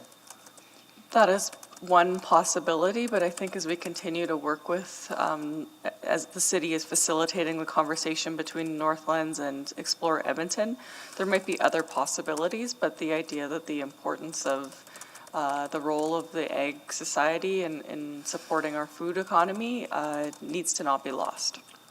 Right, because there's community resiliency, there's startups and innovation and business support for companies, new companies in that space. There is a link to tourism, because that's often what we promote about our cities, is that local culture, and a lot of it has to do with food. So what I guess I'm trying to avoid is, or get past, is all the clutter. So if I look at what the mayor put in the chat just quickly.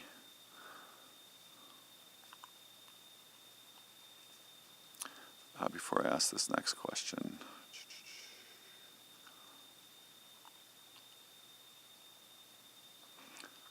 Okay, well, I'll save my questions then till this motion's made. Then that's all I have for now. Thanks. Can you put the recommendation on? The recommendation on the floor. Right, so that tidies up the tech and startup residual funding and transition, and with gratitude to Explore for continuing to hold those during the startup of the new co, which is proceeding well. I'll have more to say about that next week, I think, or maybe, well, anyway, stay tuned. Any debate on the recommendation here on the adjustment to the grant funding? Okay, not seeing any. Please vote.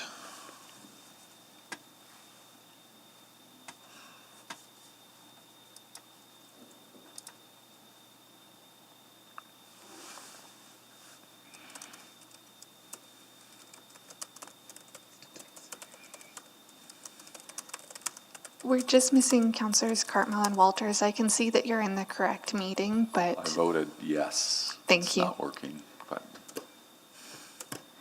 Yes, for me. Thank you. We have 5 votes, Mr. Mayor. Thank you. Display the vote. Carried. Okay, let's go back to Councillor McKean's subsequent motion on DMF consistency and short-term accommodation inclusion to fund, help fund our important operations in partnership on the Let's Double Tourism by 2030 goal that the Government of Alberta has. Not to put too much editorializing on it, but Councillor McKean, you want to reintroduce the motion? Maybe read it in since the wording has changed a little bit. Oh, yes, I'll try. It's very small. That the mayor, on behalf of City Council, write a letter of support for the implementation of the Government of Alberta's decision that all Alberta accommodation providers, including short-term rentals, be required to pay the 4% tourism levy as stated on pages 175-6 in the 2020 provincial budget, and that the proceeds be shared with the local tourism authorities. And introducing that, Mr. Mayor, I've been a little bit befuddled and frustrated by the short-term rental situation and some of the side effects of that, and the what I see as an inequity with hotels and trying to get short-term rentals to pay some of the fair share into tourism. And they will enjoy a benefit from this as well. And the 4% will be, I suppose, not insignificant, but I think it's a fair surcharge on every stay. And as we heard from Ms. Davidson, will actually generate significant revenue for tourism authorities to do the good work they do in attracting more people to come to Edmonton to fill hotel rooms as well as short-term rentals. I'm more convinced than I suppose I've been in the past in talking to several people that short-term rentals are important in a tourism regime in a city like ours. I just would like to see them paying a little bit more of their fair share. Thank you. Thank you. Councillor Hamilton? Yeah, I just had a quick question. So I appreciate the spirit of this motion, but I understand that the 4% provincial levy goes to Alberta tourism, and that EDC had previously requested an additional levy that would be allocated to our local tourism authority. So I was wondering, to the mover, or maybe I'll start by clarifying with administration. Is this correct? Am I understanding that request correctly? That the 4% provincial levy already gets allocated to Alberta tourism? You can put the question to Maggie if you want. Yeah, administration or Ms. Davidson. Councillor Hamilton, I'm happy to answer that question for you if you prefer. Yes, please. So there is currently a provincial 4% hotel levy. The province collects from every hotel currently in the province. They collect it, and a portion of that goes to Travel Alberta, who's the provincial tourism authority. In the big city charter that actually never went too far, there was a plan to introduce what we now call a visitor-based assessment that the city or municipalities could introduce. So the legislate it, and then the municipalities can choose to collect it And that then could be at the municipality's discretion as to who they charge. So in this case, I would assume that it would be short-term rental and all hotels. Does that make sense? It does, thank you, and thank you for clarifying. So my question to the mover is, around clarification, is your intention to ask the province simply to loop in that 4% tourism levy for short-term accommodation providers? Or is it part of that to reinstate that visitor-based assessment that was previously in the city charter? Yeah, I feel like I should pull my motion and get it rewritten, perhaps with Maggie's help.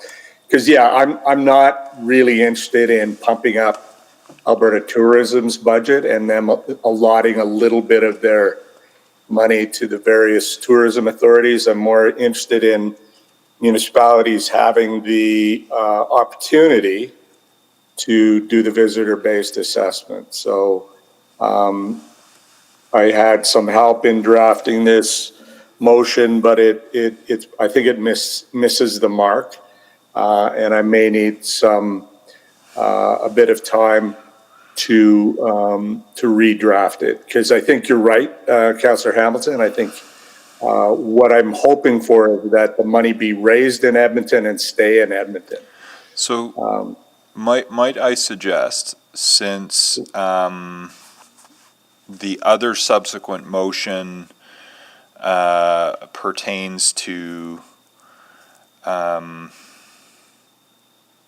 Northland, or pardon me, to tourism and events generally, and since this question of funding for this agency will be before council through budget, that if this motion is withdrawn right now, a little bit of time could be taken offline, and then subsequent either to council's deliberations on the letter or the funding part of this report next week, or subsequent to the budget, the particular ask could be put together. It could also be part of budget submission, but we probably don't want to wait that long. So I think there's multiple points. We don't have to do it today is my main point. So my suggestion would be withdrawal of this while we craft it a little bit, and then make it next week or the week after. Yeah, Mr. Mayor, first of all, thanks to Sarah Hamilton, and I'll withdraw this. Cool. Any objection to withdrawal? Yeah, that was a good catch, Councillor Hamilton. Thank you. No further questions. Okay. Why don't we throw the other one on then, and then some of the other questions may be dealt with that way. So I'll move that we recommend to council that I write a letter to the relevant ministry of the Government of Alberta to ask for clarity on their future intentions for Ag Society support, and specifically the agriculture and community fair events supported by those grants, including what conditions they would place on strategic partnership or consolidation between Northlands and Explore Edmonton with respect to the grants.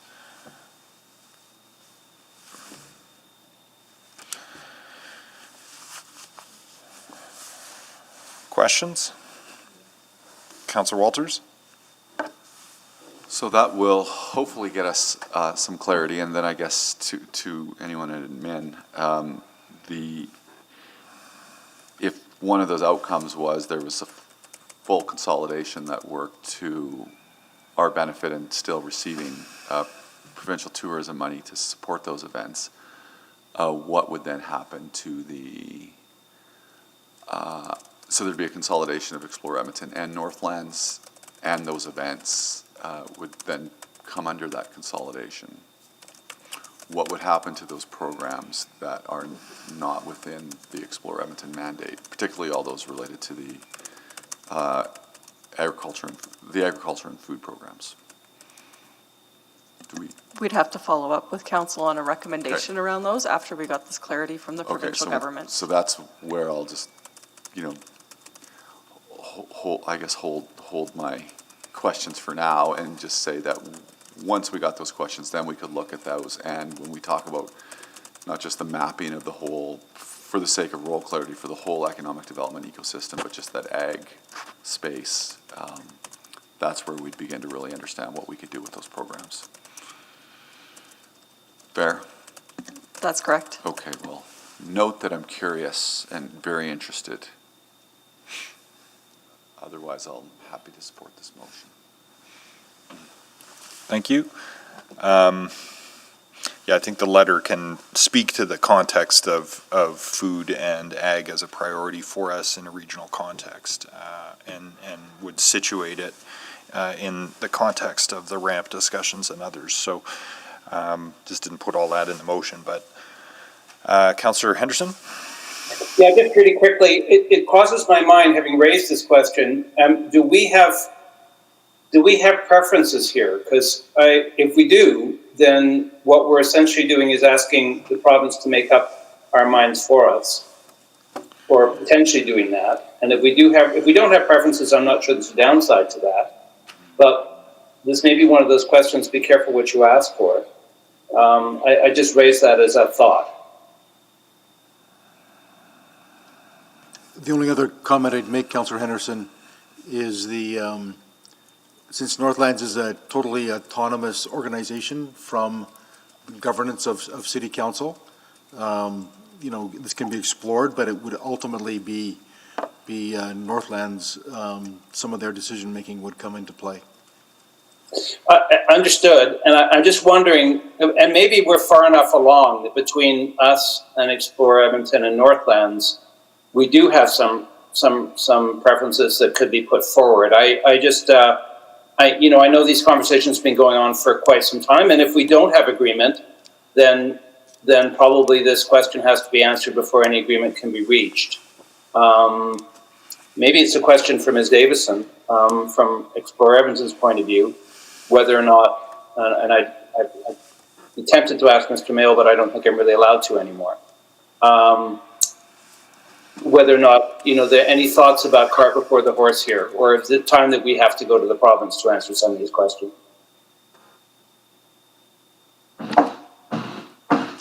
I think seeking clarity from the province on criteria around Ag Society funding would be useful.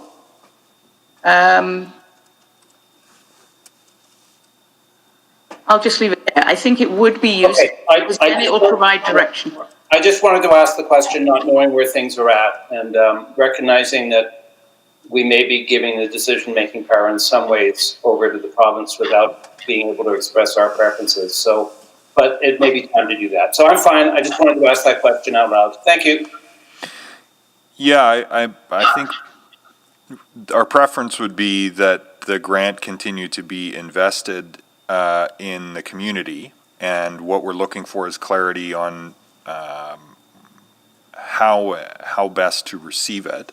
It has eroded measurably, significantly. It has eroded much faster than the grant to the Calgary Stampede. That is also a sensitive fact in this conversation. And so I think there are a variety of things contextually that need to be put in the letter on the one hand. On the other hand, I think we have to ask the question thoughtfully, but clearly, because if the grants are all going to be eliminated anyway because of the fiscal reckoning, then we need to know that too and adjust accordingly. I think there's a wide span of possibilities, and I think we have to say, with great flexibility and the maintenance of the grant, here's what we can do. If that's not going to happen, let us know so that we can make appropriate plans. But I think we want the events to continue. We want the economic activity to continue. We want the food and ag sector to thrive and be supported regionally and across northern Alberta. So I think we want all the outcomes that the grant was originally attached to, and ideally flexibility about how Northlands and EDC or Explore, could work together. The way it's structured right now is less flexible. And means there are fewer options for how to partner. But ultimately that's between the government and Northlands. And I think we want to ask the question open-endedly in that respect. And Well, at the same time, assuming that Northlands is going to advocate for its interest in this, and that Explore is going to be able to help us articulate the case, and that there's a best case scenario here that we can paint for the government as part of the letter. So again, not getting into all of the details of that here, I think we can say, here's what we think would work best based on the work to date. So I think to your point, Councillor Henderson, we can be a little bit more assertive about the opportunity, but I think we also need to just ask for clarity on what's going to happen with this so that we can make plans accordingly. I guess that's speaking to it. There's nobody else on the board, so I'll just add with gratitude to Peter and to Maggie and their teams respectively, and to Mr. Smythe and co for helping to facilitate some discussions. What could be a partnership or a marriage or a civil union or a something or other here, one way or the other. Hopefully, everybody gets. Is better off as a result. So I'll leave it there, and I think we can vote.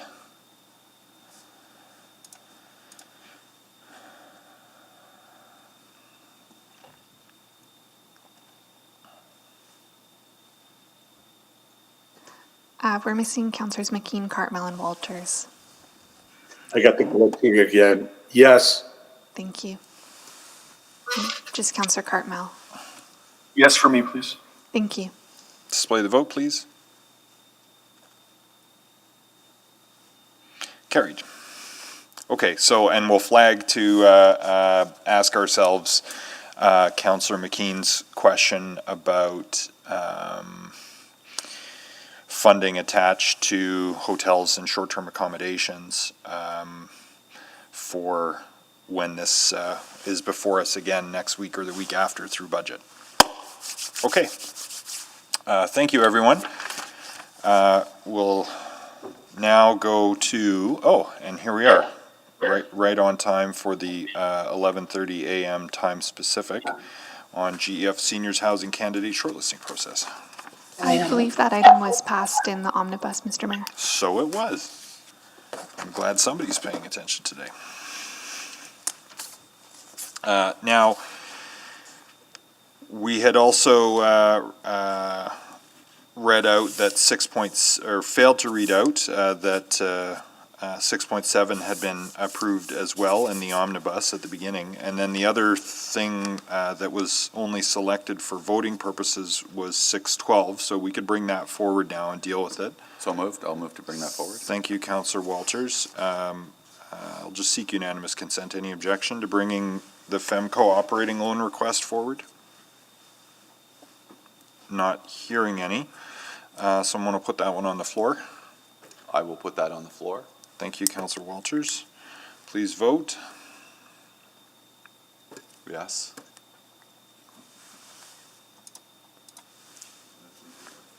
Yes. Apologies, Councillor Cartmell. I can see you're in the right meeting, but it's not coming through.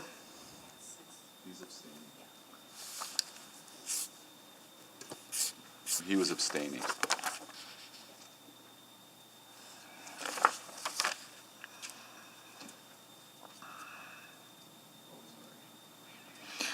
Okay, display the vote, and that's carried 4-0 with 1 abstention. Noted. Alrighty, so then next up, I believe, would be 6.8, the Community Amenity Contribution Amendment.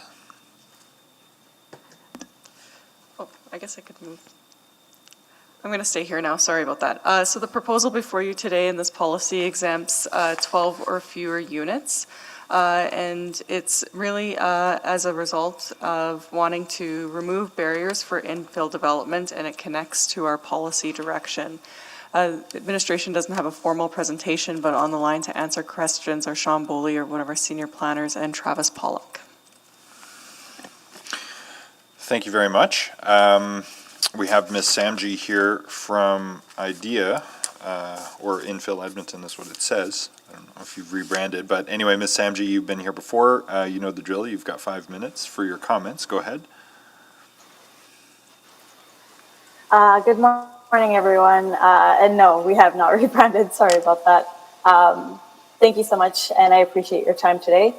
As you know, we often get asked how we can support the missing middle in Edmonton, how we can reduce barriers. This item was brought up in August by a couple of IDEA members at public hearing. The application going forward was a small-scale project of 6 units. They were being asked to contribute $50,000. It spurred the motion of the review of this policy. Because it was happening in the moment, the number of 12 units was put as an option to look at. Since that time, we have surveyed our members, and projects of all scales are getting caught up in this policy. Most notably, projects from 8 units to 50, that missing middle style that we're all looking forward to having in our city. The infill community has been asked for contributions ranging from $40,000 to $250,000. This cost is shared with the applicant during permitting stage, which is well after the land is being bought.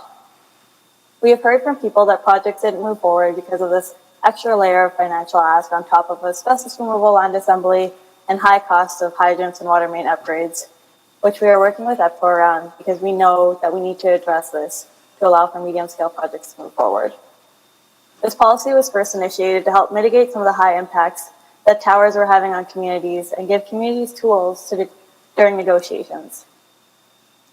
This has really been the only opportunity we've had to review the effectiveness of this policy and the process associated with it. We would like to note that this policy only applies to infill projects. Large-scale projects have impacts on neighborhoods, and we should help those communities negotiate change. However, medium-scale projects being built by small and medium-scale companies ran by Edmontonians that are helping to bring density to our existing boundaries, help to create more efficiencies to our transit and school systems, and also help to upgrade the unsexy costs of neighborhoods regarding the underground infrastructure, which averaged $330,000 per project, no matter the scale of the project. Today, we ask that this policy be written so that medium-scale projects are not affected by this policy. This morning, we've had conversations around how do we sell Edmonton, bring investments and interest into our wonderful city. We sell Edmonton through our education system, healthcare system, tech opportunities, arts community, River Valley, and lots of amazing green spaces and numerous other things. However, this also does include development opportunities. This policy does not currently align with city plan as written, and we'd like help adjusting this today. Thank you so much for your time. Thank you. Questions on this? Councillor McKean? Thank you, Ms. Samji. Appreciate you showing up for this. So 12 or less was the line in the sand that was drawn. Have you got a recommendation on, could we do some sort of sliding fee scale based on unit count or FAR? Have your members talked about something like that? Our members would like to see it aligned with our current zoning policies. We understand that we're going through a zoning bylaw renewal right now. However, projects of RA8 and under are the projects that we're really trying to move forward as a city of Edmonton, and we'd like to see those ones exempt. Anything that would be included in there as we move forward, even if it is a DC2, but it resembles one of those types of zones. That's how we'd like to see it move forward. So if it's an RA8 or higher density than that, then there would be the community levy, Mandy levy, but anything below RA8, your plea is that they be exempt from the policy. Sorry, to clarify, it would be RA8 and under would be exempt, but RA9 and over would be affected by this policy. Okay, thank you. Thank you. Any other questions for Ms. Samji? Not seeing any. We'll turn back to questions of administration. Councillor McKean. Yeah, thank you. Well, you've just heard that recommendation, and I wonder if you have any thoughts on that. The RA8 and under would be exempt. Go ahead. Sorry, Councillor McKeon, I'll start and let the team add anything that they'd like to add. Really, the community amenity policy was brought in to make sure that we're able to have amenities and infill, because we know the importance of amenity when when areas are being densified. And so this amendment to this policy was done to make that would not result in not a meaningful reduction to the community amenity, but would make a meaningful difference for the few projects that it would apply to. I think when we do the zoning bylaw renewal and after that project is done, then that would be a more appropriate time to take a more holistic look at this. Just let the team add anything to my answer. I think that's a pretty complete answer. I would just add that when the policy was created in 2018, we understood the direction from council to provide consistency and transparency to what was already what was already happening with amenity contributions. And so we tried hard with the policy not to change those parameters in terms of exempting broad swaths of development, for example. So we believe that the policy as it is right now reflects that intention and accomplishes that. But if we were to receive other direction from council to change the parameters, that could be considered. So I guess my question would be, since you're doing the zoning bylaw review currently, do you need specific direction to include a review of community amenity contributions in small and medium scale infill? Councillor McKeon, what I'd like to suggest is that administration, as part of the work that we're doing, looking at city plan implementation, we need to look at all of the policies that we have as a department and figure out which ones make the most sense to amend first. In order to support the direction within the city plan. And that is part of the 2021 work plan in the department, is to look at those policies and then determine the phasing and staging of that policy review within the overall context. And we'd be happy to work with IDEA as we look at all of the policies to figure out which one makes the most sense to go first. So, and that satisfies me mostly. But I have heard of examples where projects were abandoned because of sort of inordinate charges from the city of Edmonton or EPCOR. And I'm just wondering if there's any opportunity for an appeal from a developer in that regard. They would say to you, the margins are tight on this development, and we can't pay the community amenity levy. Is it your team's response to say, well, that's the policy, sorry? Or do you work with those individual developments to try to make something work for them as well? Go ahead, I'll let the team answer that about how we deal with these on a case-by-case basis. The policy does have, basically it applies a standard valuation for additional development rights granted through rezoning. But if an applicant is not satisfied with that, the policy does provide an alternative valuation procedure. No one has used it so far in the 35 applications that have come in. And the value set in the standard amount is not set to sort of maximize the city's take or what can come out of the project. It's just set at a relatively low level to get a consistent value from upzoning. I think to add to that, what the other option is we work with the applicants to see if there are applicable standard zones that will work. So through the changes to the missing middle zones, there has been a large uptake in those standard zones of the RA7s, the RA8s, the RF5s. We've seen a considerable drop in the use of DCs since council had approved the missing middle zones in 2019. Further, specifically, if there is an objection to the use of that policy, the applicant has the right to come forward to council and make their case through the public hearing process. Right. Okay. Thank you. I'm out of time. Thank you. Councillor Henderson. Yeah, just to explore this a little bit further, because the other piece of the puzzle I'm wondering if this is part of what's being looked at in the zoning bylaw. Was a way to capture change in value with an upzone, and say that use part of that change in value for the benefit of the community that was going to be impacted by a significant upzone. Correct?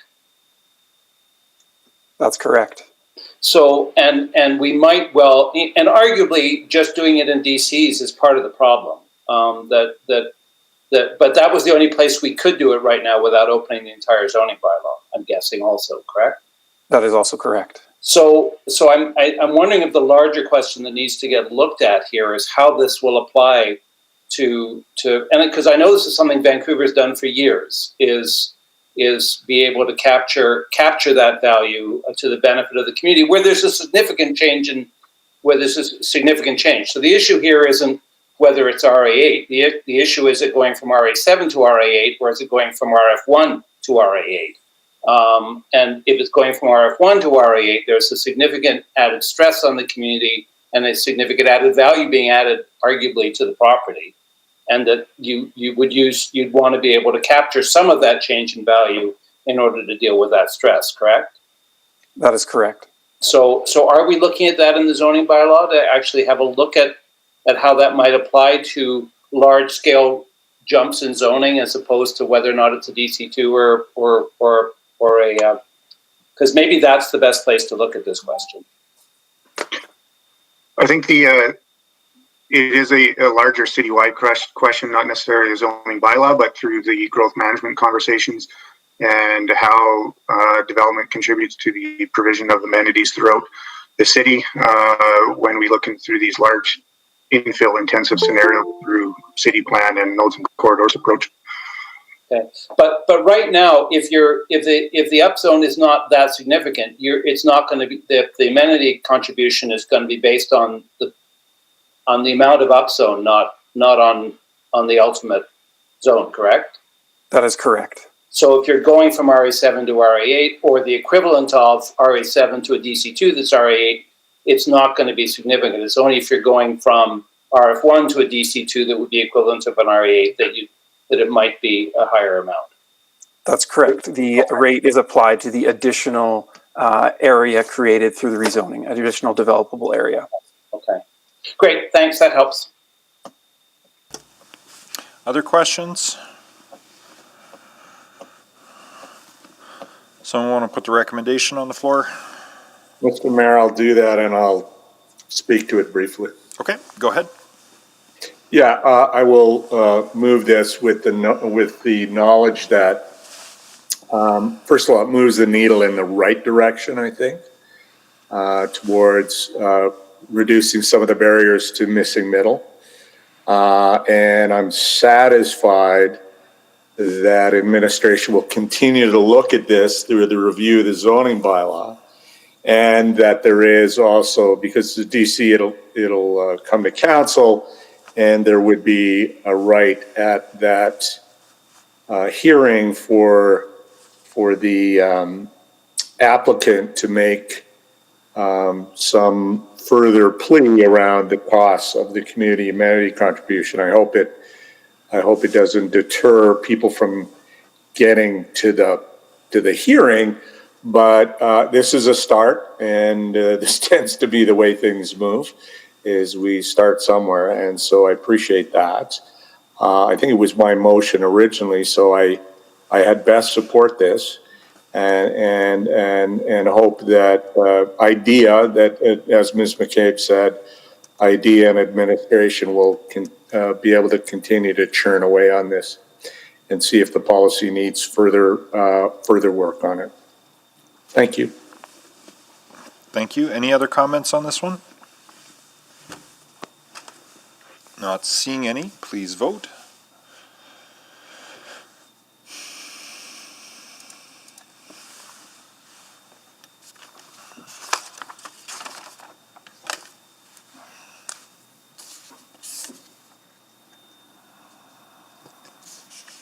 We're just missing Councillors Cartmell and McKean. I'm a yes. Yes for me, please. Thank you. Display the vote.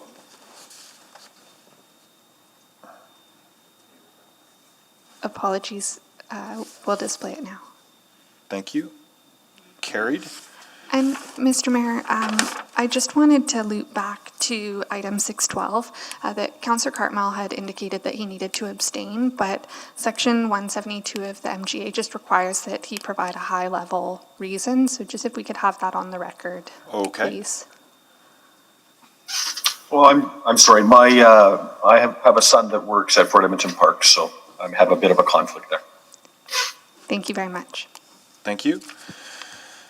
Mr. Mayor, on a point of privilege, does Ms. Gibson have any advice to us as far as our e-scribe and what's going on? I haven't had this many problems for quite a while.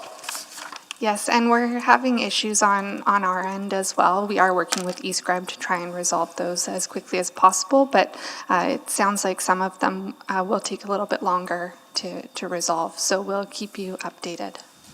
Thank you. Okay, we'll work around it.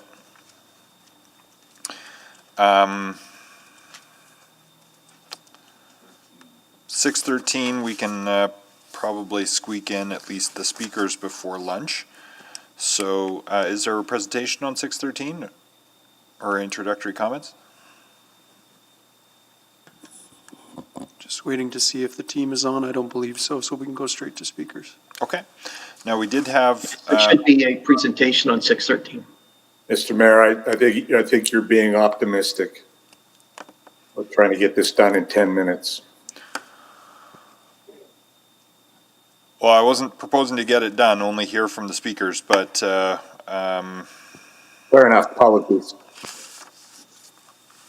Yeah, because we've got 3 time specifics stacked up in the afternoon, so... so there is a presentation, though, it sounds like? From the public, not from administration. Oh, okay, all right. So, right. Mr. Sands, you're on the line with us? Yes, can you hear me okay? Yes. Okay, hold on just a moment there. And then we had, is Tim Moffat back on the line? And was it this item he was wishing to present on? Indeed. Okay. And Christopher Shearwater, was he able to rejoin us, or? We haven't seen him join us since first thing this morning. Okay. Mr. Mayor, I don't believe that Tim Moffat was included in the motion to hear from speakers this morning. Yes, I was just about to get a motion to... But I'm on my private cell phone. Sorry, if you could stand by, Mr. Moffat, we just need a motion to add you to the speakers list for this item. So, thank you. Can I get a motion to add Mr. Moffat? Happy to do so, Mr. Mayor. Thank you, Councillor McKean. I'll just seek unanimous consent to add the speaker. Any objections? Not hearing any. Okay, so then we have a panel of 2, Mr. Sands and Mr. Moffat, who each have 5 minutes to offer your comments. So we'll have to stay perhaps a couple of minutes late at least to hear comments, and we'll see how we do on questions. We can stay a little bit, let me know in the chat if you can stay for a few minutes to finish at least with questions of our speakers here. I can stay for a few minutes. So, but without further ado, Mr. Sands, go ahead. The floor is yours for up to 5 minutes to make your presentation. Thank you kindly. Belltire Edmonton City Centre, it's been in the downtown core for 20 years. We have 25 associates and families who work at this location. We're considered essential services, and we actually work on a significant portion of the ambulance.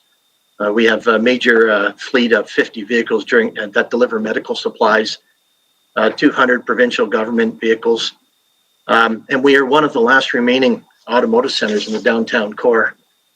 We've been here since 1956. I myself actually worked here as a young man in the 90s. And I have an associate who's been here since 1975. Mr. Loveseth built a plane in the basement. I personally pushed it out. It was a sad day when it left, but there's been lots of history with this building. It's significantly bigger than you would imagine because it's actually 3 floors, 20 bays. And I've been the original owner of the business or a partner with Fountain Tire. it's going to be very difficult for us to remain in business based on the proposed law. Just imagine an automotive center without parking. There'll be no way for customers to drop off or pick up their vehicles before and after hours. There's no way for a tow truck to legally drop off a vehicle after hours. And we're going to start to be significantly limited in the number of vehicles we can work on during business hours, reducing, of course, revenue and therefore the inability to remain open. There is a precedent for what I'm requesting. We're looking at 12 parking spots, and there's 14 access points on 102nd Avenue that back over a sidewalk, over a two-way bike lane, and onto a one-way street. It exists, and it's, I've attached pictures, as you can see there. You can also see, too, that there's been a really great job with the bike lanes. I myself actually am good with the bike lanes. It's significantly reduced the amount of car traffic right from about 20,000 down to about 10,000. So the bike lanes, of course, only climb maybe 200 or 300 during its premium time. So there's clear green signs for bikers and cars recognizing the possibility of interaction. There's clear signage for the customers pulling into a parking lot, all properly documented, and it looks pretty good. In the documents that I received, there's a statement that said, I'll let you read it, but it was part of the list of titled parcels, talking about 60 maneuvers a day. Most days during 9 months, there might be 20 movements, almost similar to the other 14 access points, 102 Avenue. It's October, November when there might be 60 per day. Those are snow days during the busiest time of the year for us. I would also like to make the statement that there's virtually no bikers and very few pedestrians on the street during that time because it's snowing. Bike lanes in the last 2 years have made the maneuver safer due to the reduced car traffic and the clarity there. Another statement that's incorrect is that they stated that there wasn't enough depth to accommodate parking. They had measured a 4 meter. I'm not quite sure how because they didn't come down, but the 4 meter is inaccurate. It's actually 6.2 or 6.4 space available. The sad thing is this statement was made prior to the bylaw being sent to council. In other words, they made an inaccurate statement because nobody actually came down and looked. When they came on Friday, the error was corrected and they could kind of see. So the very first time I've had somebody face to face actually going through the building and looking was Friday. The other thing too is there's been less than 60 days of consultation. On October 28th was the very first response that we got back in many, many months from our proposal. We were advised that the access closure bylaw would be going before the executive committee on October 21st. And November 27th was the first time somebody came down and actually looked and realized, hey, wait a second, there is space available for parking. And I was also at that time able to communicate to him the difference between 60 maneuvers a day and 20 maneuvers a day crossing over the sidewalks and such. Fountain Tire feels it's critical to note that since 1956, we've not had one incident, recordable incident in regards to this. The vehicles have been backing over pedestrian walkways for 60 plus years. There's been high bike traffic, much longer than the 2 years of bike lane. It's been quite a bike lane traffic area for about 10 years. And there's other precedent setting examples in the city where this is allowed. So we feel a little bit targeted, there's no doubt. Here's Fountain Tire's request. It's pretty simple. Do not recommend the access closure to City Council. We can delay the decision until the January 21 Executive Committee where we can actually have proper consultation with the two parties and find a solution that does not include access closure. Thank you, Mr. Sands. That's very clear. Next, we'll hear from Tim Moffat from Custom Orthopedic Limited. Thank you. I appreciate your guys' time today. I have to echo what Michael is saying. We've been in the downtown core for 30 years, and we feel that we are essential service as well. We provide orthotics and orthopedic footwear by prescription only and by appointment only to our patients.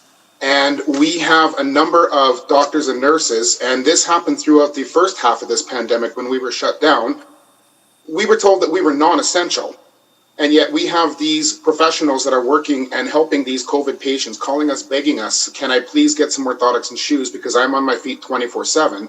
And we have to inform our patients that, I'm sorry, we're not considered essential, yet Starbucks, which is handing out brownies and coffee, is. So we are being told that our parking lot access is being taken away as well. And we're already having a massive issue with the people that park downtown using our private parking lot for the Alex Ducato Park, especially for the off-leash dog area.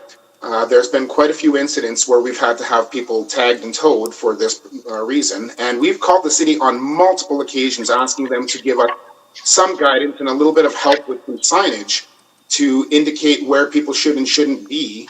And we're very concerned that if there's going to be closures here, we're going to see the same thing happen to us that happened during the first EPCOR run where they were doing their modifications here. We had people parking in our parking lot, not paying their fair share, giving us grief and negative feedback because we were trying to keep the parking lot open for our patients. And if all of these closures are going to happen, we feel that it's going to impact our patients' ability to actually come down to have an appointment to see one of our professionals here.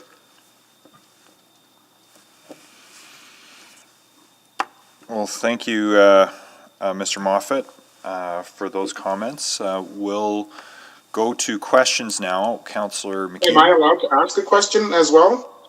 Sorry, well, that's not really how this works. Each presenter has 5 minutes to make comments. You still had some more time, though. If there are some other issues you want to raise, you may do so. But it's not, strictly speaking, a question and answer session for you. There will be a question and answer session for us where someone might pick up issues that you raise. So, so if you wanted to flag anything else. That's part of my issue as well, was we were not consulted about all this either. We've never seen anybody from the city come down to consult any one of the people that are in our unit for the closures or for the proposals.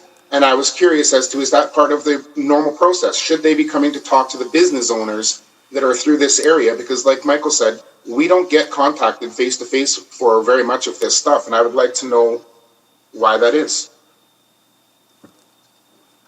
Thank you for your time, guys. I appreciate it. Mr. Mayor, I can't sign on, but...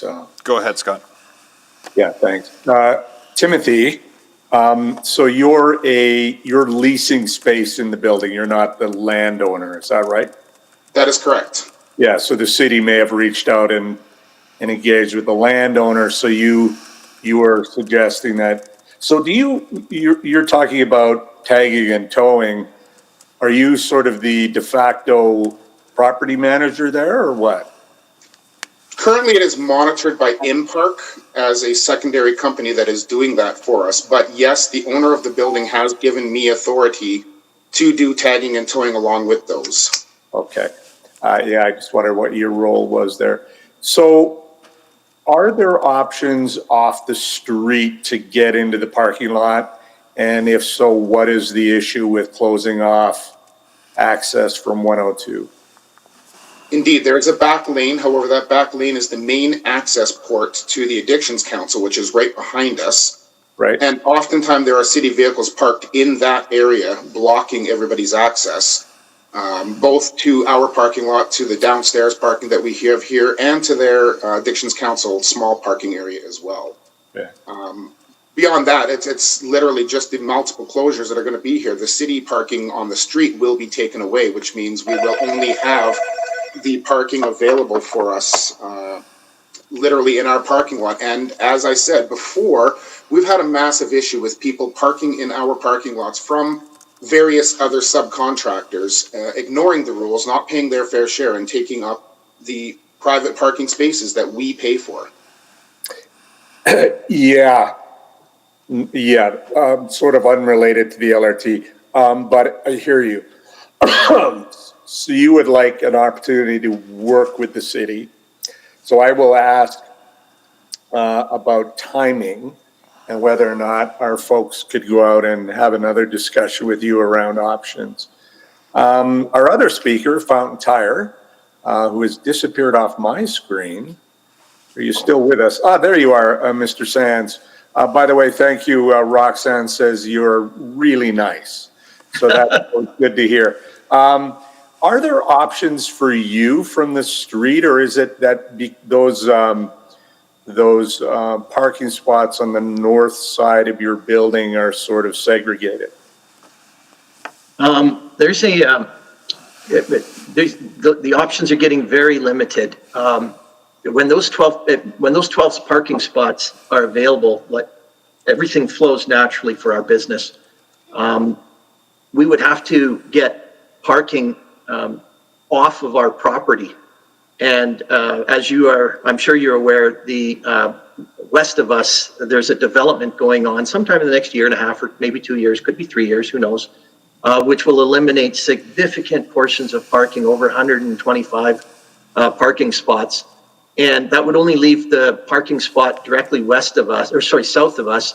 That, unfortunately for that one, it's the only kind of land parking that's kind of left between us and downtown. And because we don't own it, we don't have control over it, which means we can't, you can't plan your financial budgets because of it. We basically have to have parking on the land that we head lease to make sure that we're fiscally responsible and be able to survive it, really, literally. Are you suggesting, sir, that a downtown park won't help your business? I suspect it won't. Right. So you would like a bit more time as well to be able to talk with our LRT folks to see if there are any options. We felt it was very clear that it was. I want to use the term biased, but I don't. That sounds so negative. The issue is that the bylaw and the design, which by the way we agree is fantastic. I mean, the LRT it's cosmetically going to look wonderful. The one-way street, the biking lane, and the sidewalk are going to make that area look much nicer.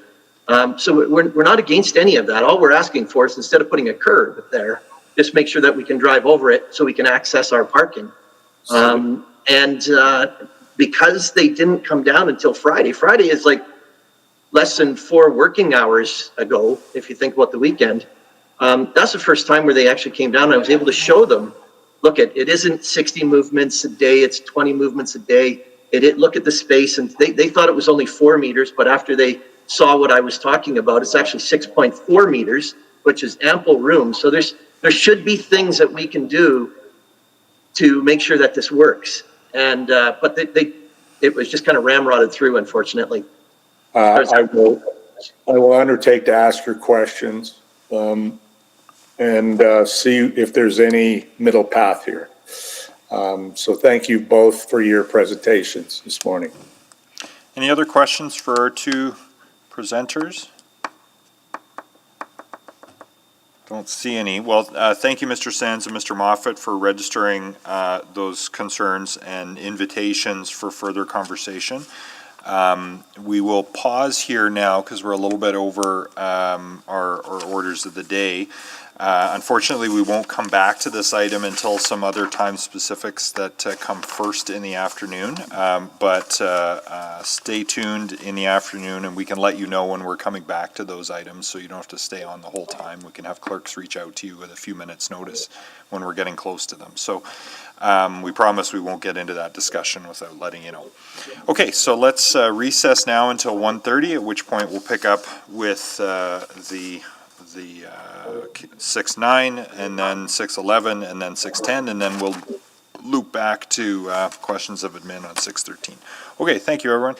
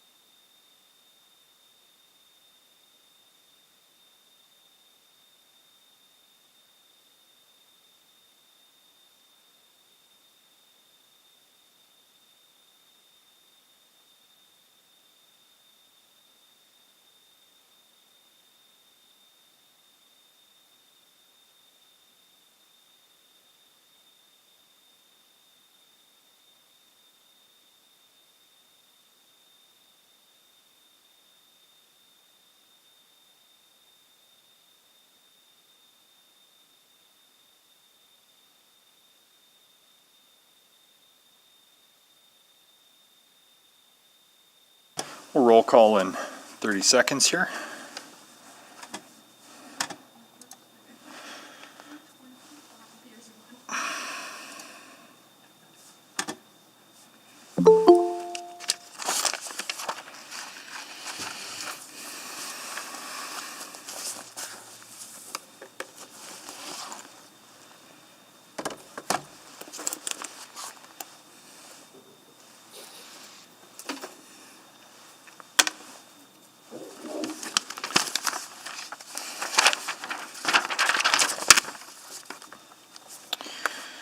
Okay.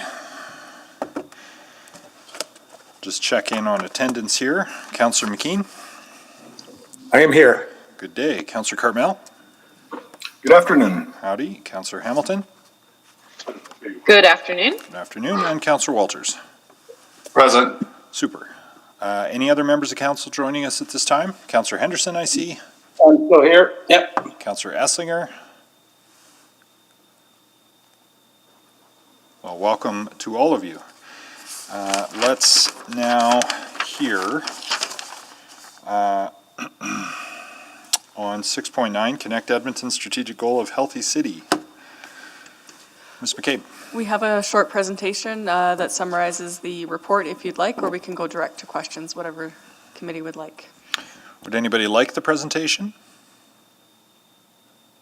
Or straight to questions?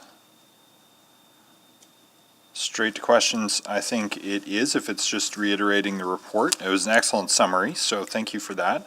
I will go to Councillor Hamilton, who had passed the initial motion for this, or proposed the initial motion, and selected it for today. So go ahead. Thank you. I'll be really quick. I have two questions. The first is, and I had proposed the original motion and got the support of council in pursuing it. So I want to reiterate my thanks to everyone, including administration, for proceeding with it. I had talked about, I think we had originally talked about it in the context of Connect Edmonton, but going forward in this motion, there's a proposal for next steps. And I'm wondering if you see that as being integrated with the strategic plan or being more of sort of a dashboard indicator, how all of these different indicators that you outlined in the report, which was really good, by the way, sort of align towards a goal of creating a safer city. Councillor Hamilton, it's Rob here. I think there's a couple of parts to that. I think it's, as we reflect on or look at the indicators that are in Connect Edmonton, to expand on those indicators and the reporting that would go along with that, to reflect what we have in this report. This is a starting point to be able to do that reporting. And then, of course, the benchmarking pieces would weigh into that as well, so that we can compare ourselves to other cities. So I think we're on the road to where you want to go. There's still a fair bit of research to collect and work to do with other organizations, but that I reflect on that latter part of the Connect Edmonton document to build in those additional metrics, if you will, that will look at all those dimensions of safety. Mm-hmm.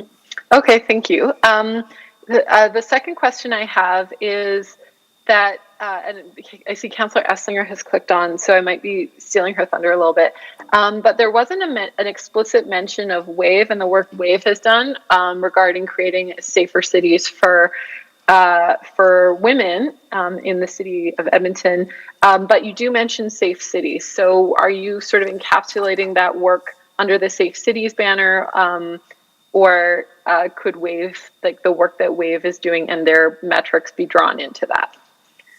Yeah, it's a good catch, Councillor. I think we would build in some of those WAVE metrics, and not just WAVE. There's organizations such as REACH as well that very much lead a lot of this space. So I think we'd want to ensure that the data that they have is woven into this, so that it is an integrated action plan and reporting back to council around all things safety. Great, thank you. And my last question for you is that the report outlines next steps that could be taken, and but the recommendation is that council or executive committee receive this for information. Do you need a motion to proceed with next steps, or are you comfortable receiving this for information and we'll get the next steps? I think, Councillor, a motion would actually be helpful.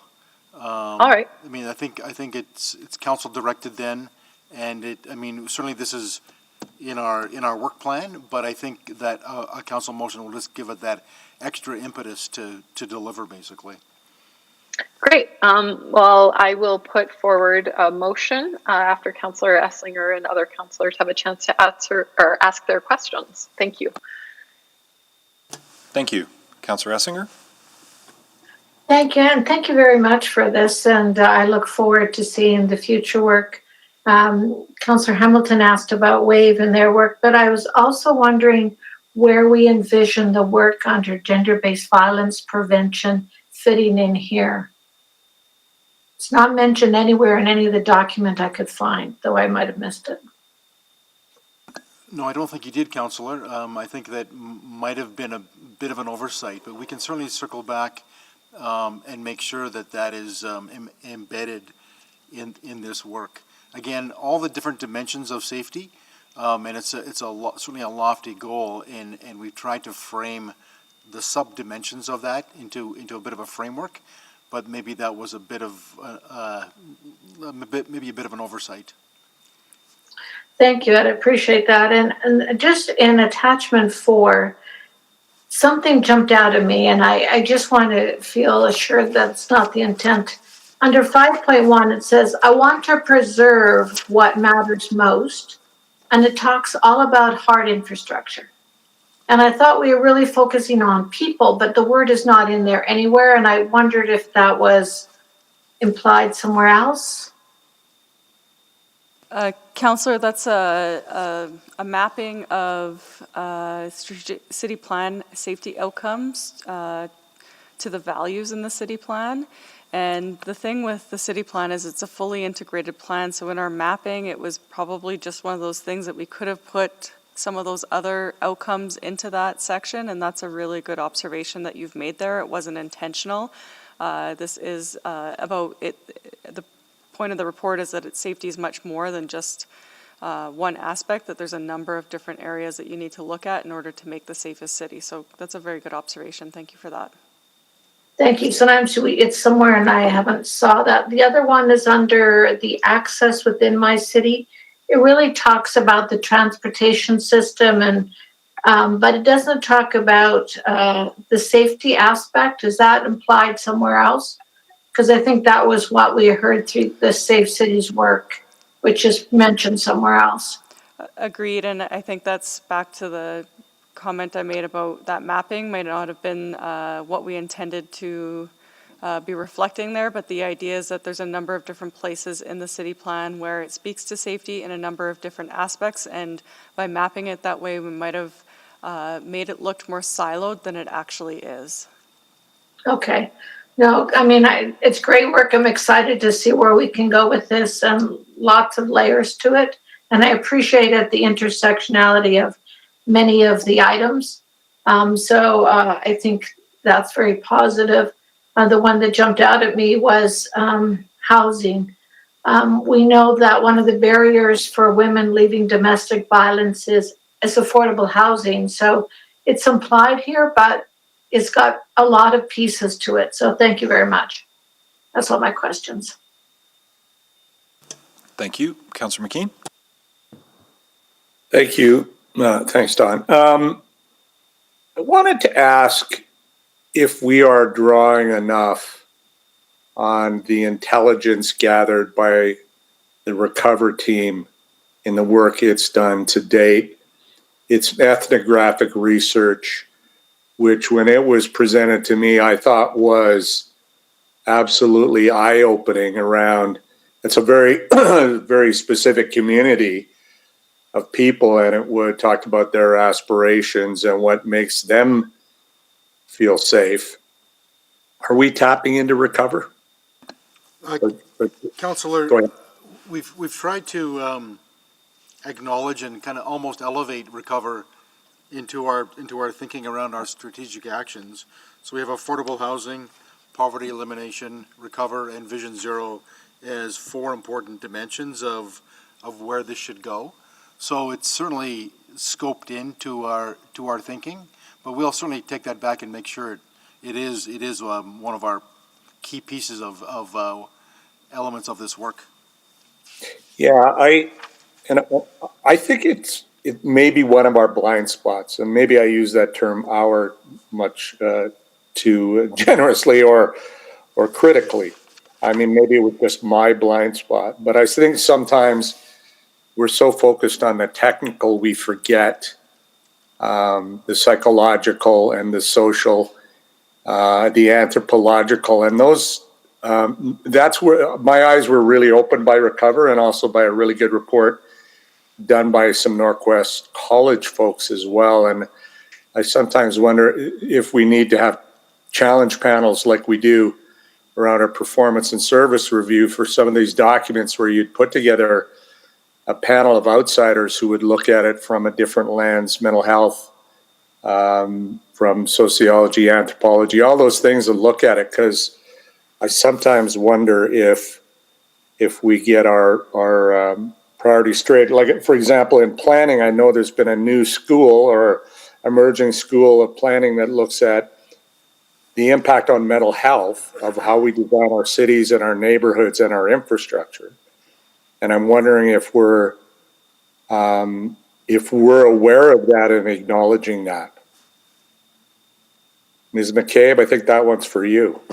Yeah, Councillor McKean, thanks for that question, and it's a really important question. I'm just trying to think about, I don't think it was intentionally covered off in this report, but it's a good piece of feedback as we're looking at our work plan for 2021, and I do know that we're doing some work through our zoning bylaw that's looking at a real robust GBA plus analysis, and I'll take that back to the team and ask about how aspects of mental health can also be incorporated into that really important body of work that we're doing.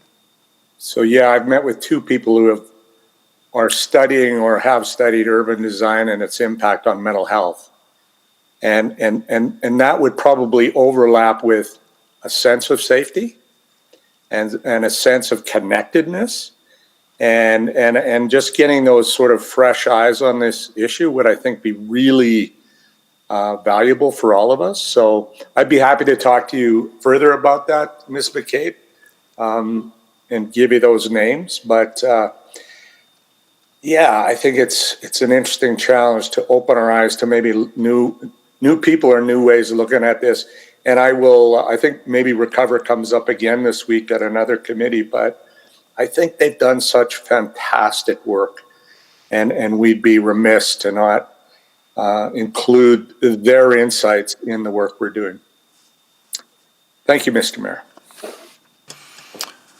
You're welcome. Other questions? I might have one or two, but we'll wait to see the motion. Councillor Hamilton, have you got that ready? Yes, I do. I just got to pull it. That administration proceed with the next steps outlined in report CR 8450 and return to committee, I believe. Okay. That's clear direction. And just in the report, it references this work coming back in Q3 2021. Is that the intended due date for this report as well? Yes, I believe so. I think, to be honest, it's about endorsing the work that's spoken about in the next step. So if you said Q3 2021, I think that makes sense to us.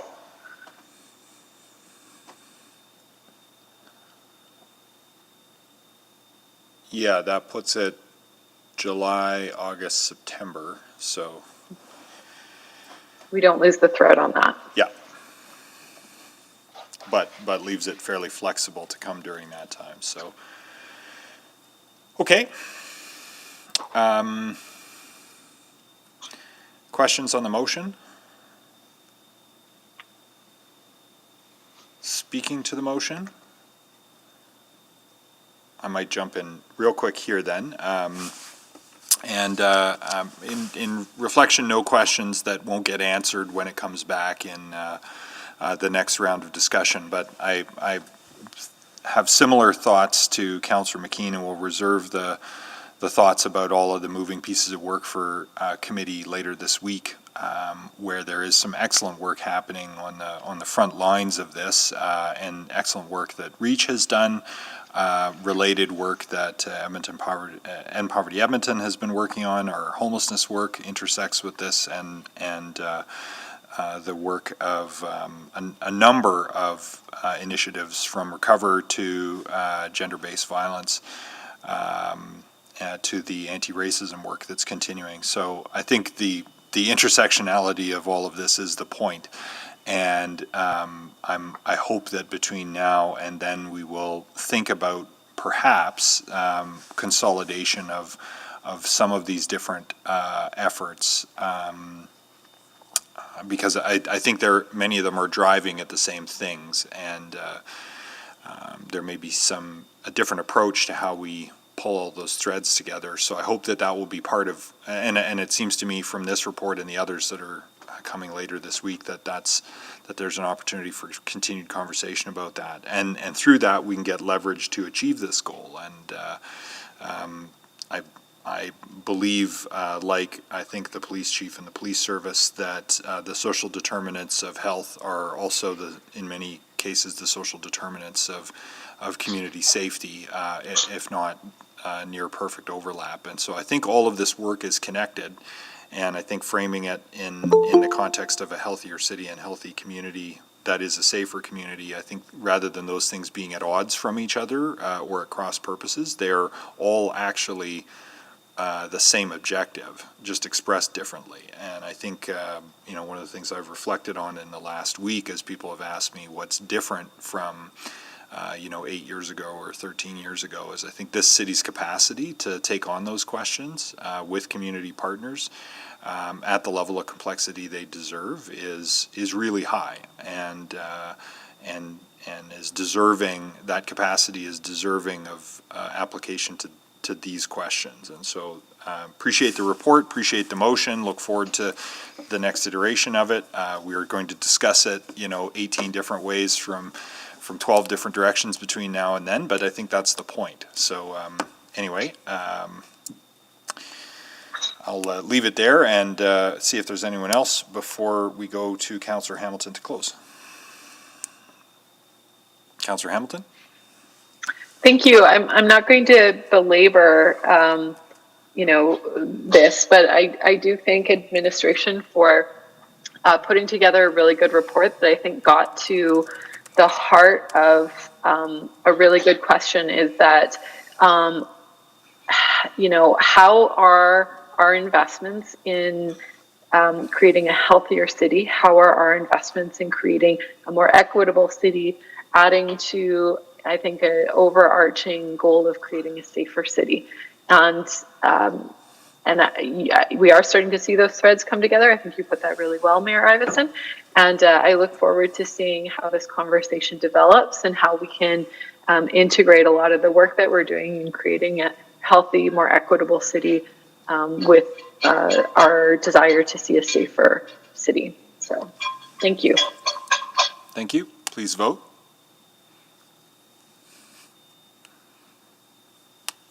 Is somebody banging pots and pans to appreciate elected officials somewhere? That would be a first. Only at my house. Oh, that's lovely. Please vote.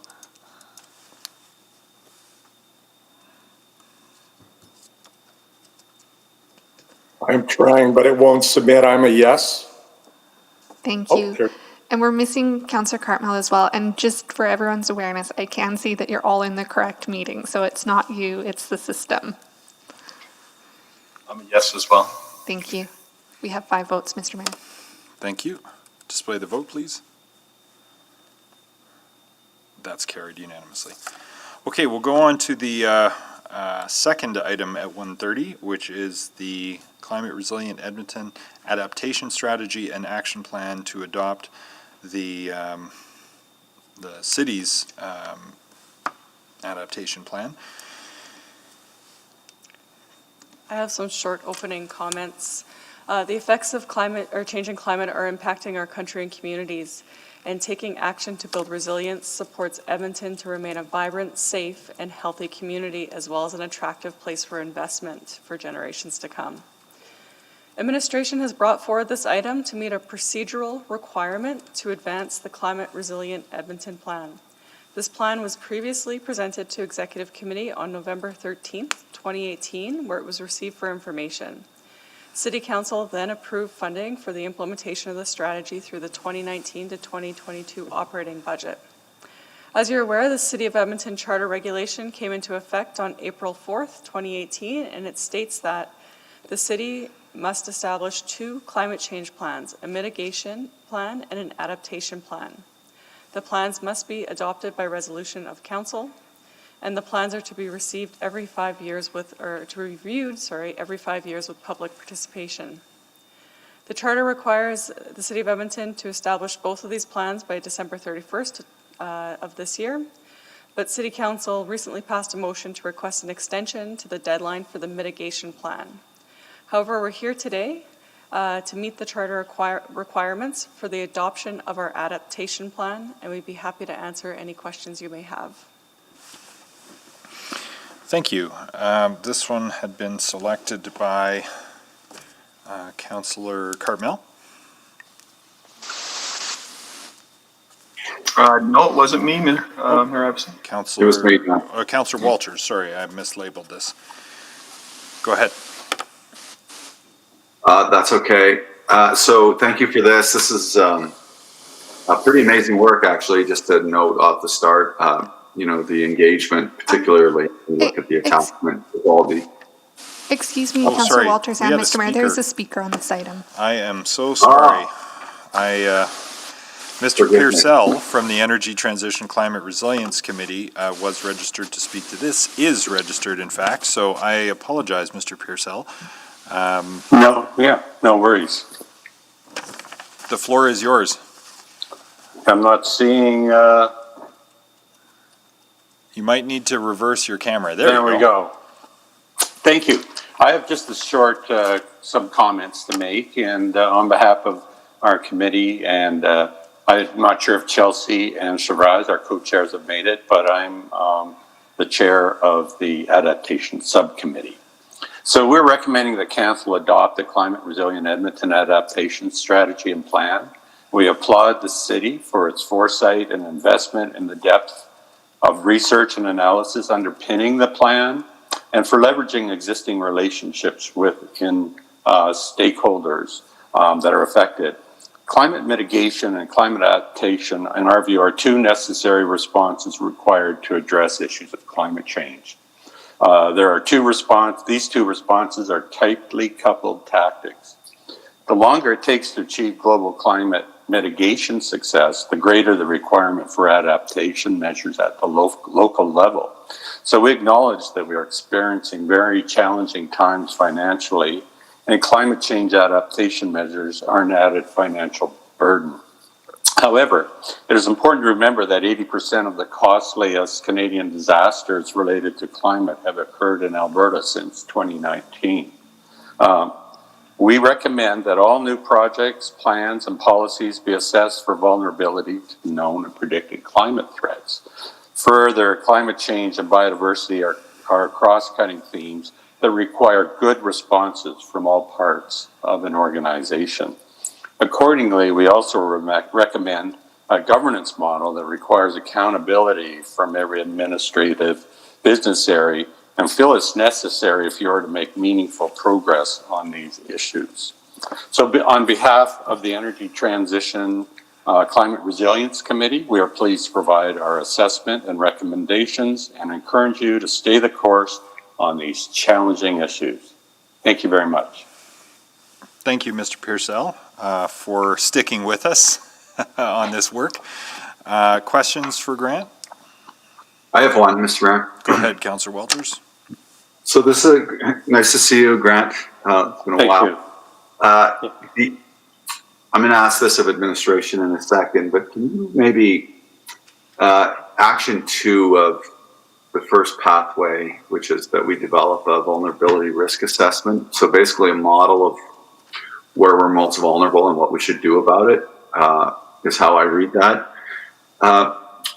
What advice would you give in terms of timelines of getting that done? It seems to me that that's something we should have pretty much out of the gate to start with. So I just wanted to hear advice. Yeah, I think it's imperative that it be done. You know, the city has done much good work on identifying all sorts of risks.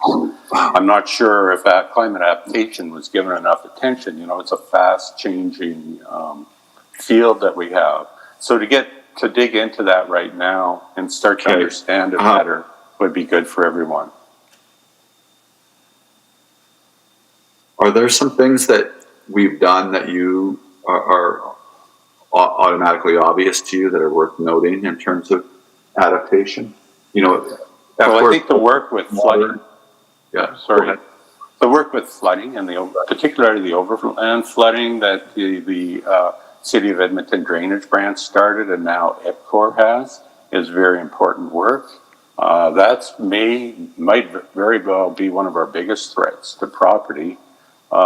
Work that I've done with the province was impressed that the city had so little development within the floodplains. That should continue. I think that some of the other things are kind of new to us, like what are we going to do about heavy winds, smoke, hail, those kind of risks. I don't know how big they are, but you look around at other areas in Alberta particularly, you see that these are some big issues. I also see in the southwestern United States or on the coast, the issue of smoke in people's houses and buildings and hospitals is an issue that has to be addressed. So those are my sort of high-level thoughts. Good. Thanks, Mr. Purcell. Other questions for Mr. Purcell? Not seeing any. Thank you again for the committee's participation in this and the feedback today. Now we'll go back to questions of administration. Councillor Walters. Thank you. And as I was saying, this is, I think, very incredible work. So thanks to all the team members who put this together. The same question, though, that I asked Mr. Purcell around Action 2 of Goal 1. Like, it seems like, I know that's maybe more of a framework question or output than it is actually itemizing what the risks are, but I imagine it's a little bit of both. So maybe just comment on that and the timelines to get that done. It would seem to me that that would be something that would be important to, you know, as we move into this last year of this term, hand the next council so their eyes are wide open about what we're really needing to do here. Councillor Walters, I'll let Ms. Tamaris answer that question. Great.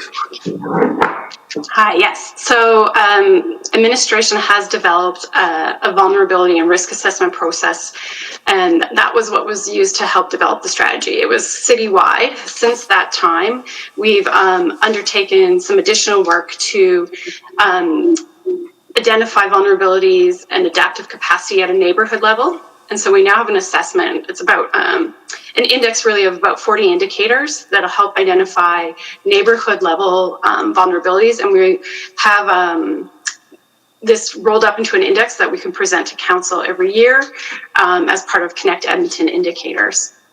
When will we see that first? So it's an annual thing.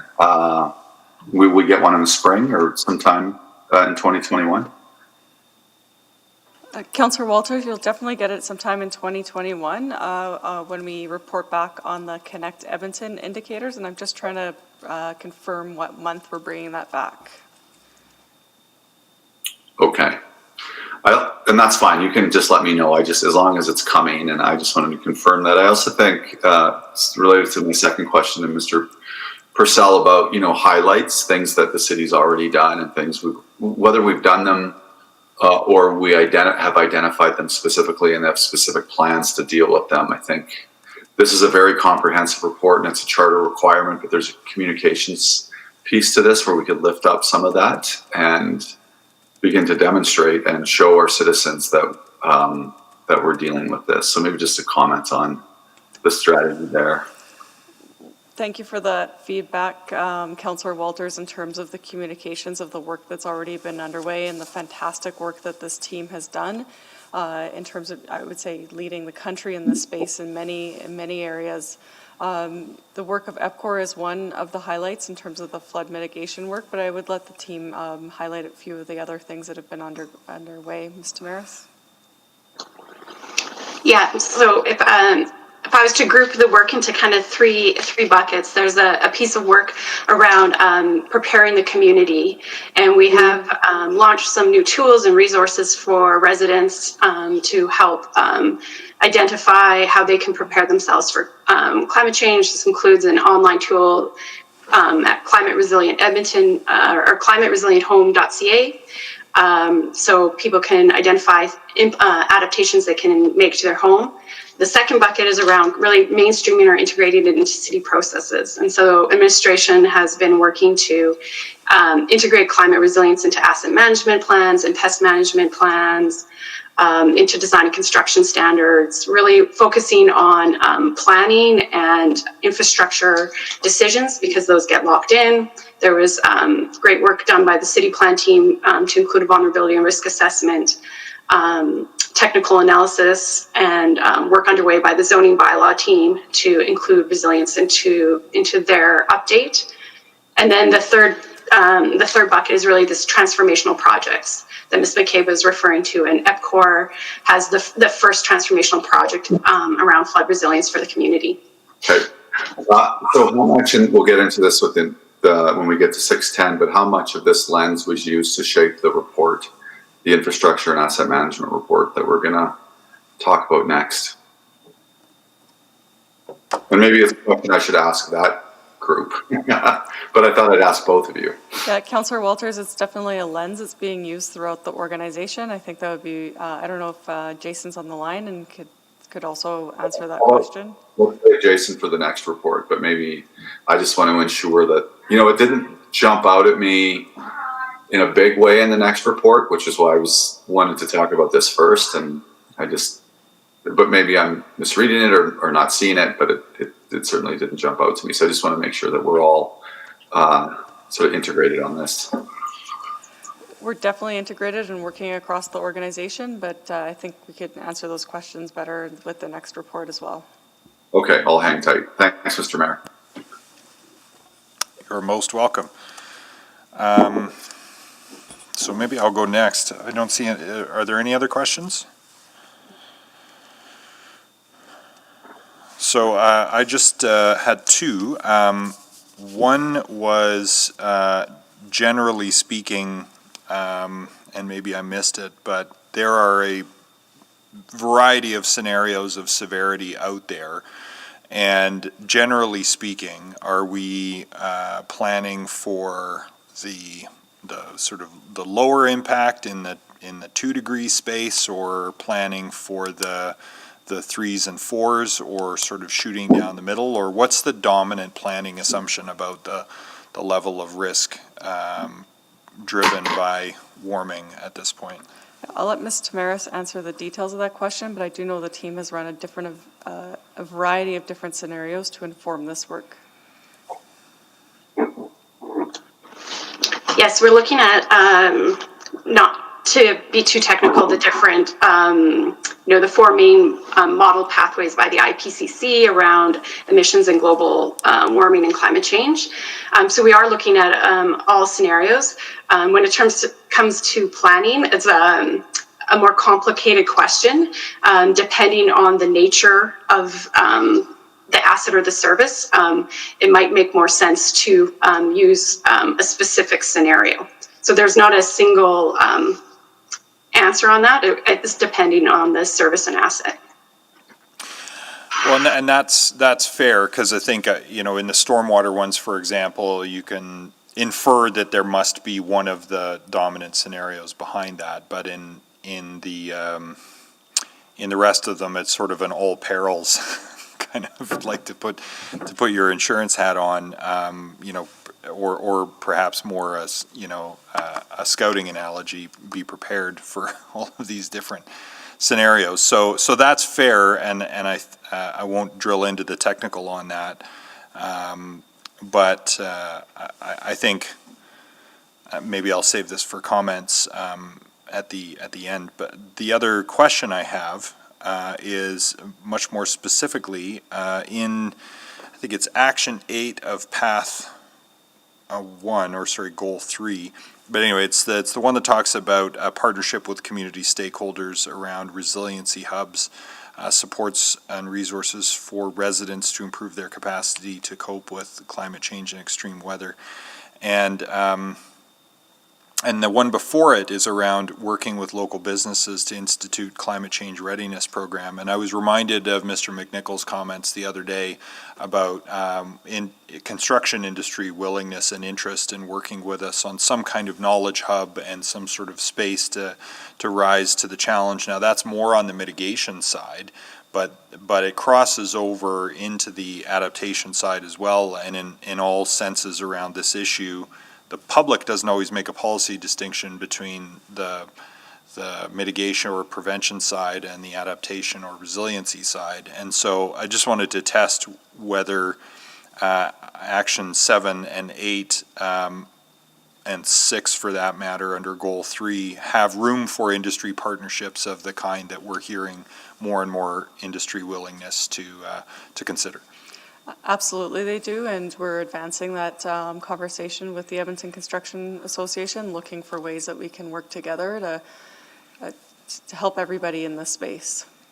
But I just had a lovely introductory, long overdue, lovely introductory meeting with the new president at NATE, who's very interested in NATE's potential to turn out the workforce to work on these initiatives, but also work with industry on the applied research side. And we talked about a number of opportunities to work with the city on applied projects related to hydrogen and district energy and so on and so forth, right in their backyard at Blatchford even. So I think my sense is that openness to partnerships is run through this document, but it's useful to have that confirmed.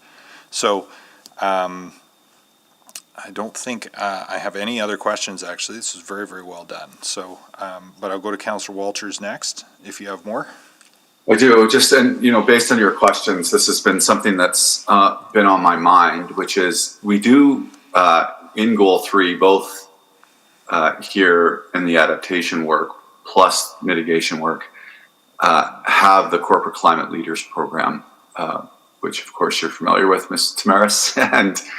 And I wonder, Mr. Mayor, if you think, or Ms. McCabe, both of you can comment on this, if it would be worth just a subsequent motion. I noted in the 1.5 report that we dealt with a couple weeks ago, there was very little mention of corporate climate leaders. And I think it's something that, again, in terms of lifting up the good work that's being done and engaging more community partners, I wonder if it would be worth the effort for committee to get a bit of an update on that work specifically, and an opportunity to get a bit of an update on this Goal 3 work, simply because it involves so many community partners. So a report to council that highlights some of that work and gives us more specific information. Does that sound reasonable, Ms. McCabe? Yes, Councillor Walters, we'd be happy to do that. Just checking in with the team right now on timing. Yeah, and no rush, I don't think. I know the work's underway, and I think it's more just a matter of, there's 70 or 80 members of that community in the Corporate Climate Leaders Initiative, and plus anything additional that's coming out of Goal 3 here, I think would be worthwhile for committee to see and for the public to see in the form of a report and an update. Councillor Walters, yeah, we think that's agree, absolutely doable on our end. We think we could bring that forward with the 1.5 report in March as part of that report, including an update on what's happening in that space as well. So since it just occurred to me to finally step forward and suggest that I don't have anything prepared other than maybe just the administration prepare a update on the corporate climate leaders work and any progress made on Goal 3 of this strategy. Madam Clerk, if that's something you could draft quickly. Maybe we can do that as a subsequent once we've dealt with the main recommendation. As a subsequent, of course. Sure. Yeah. Then we can take a minute just to whittle away at it. Okay.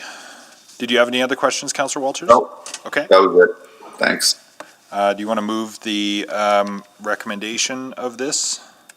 Most enthusiastically.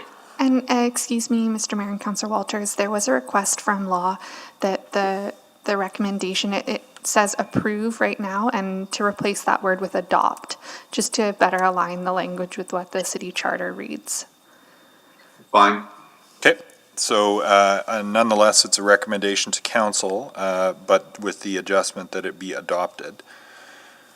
Because that's what the reg tells us to do, is have one and adopt it. Do we also have to submit this to the province? We do.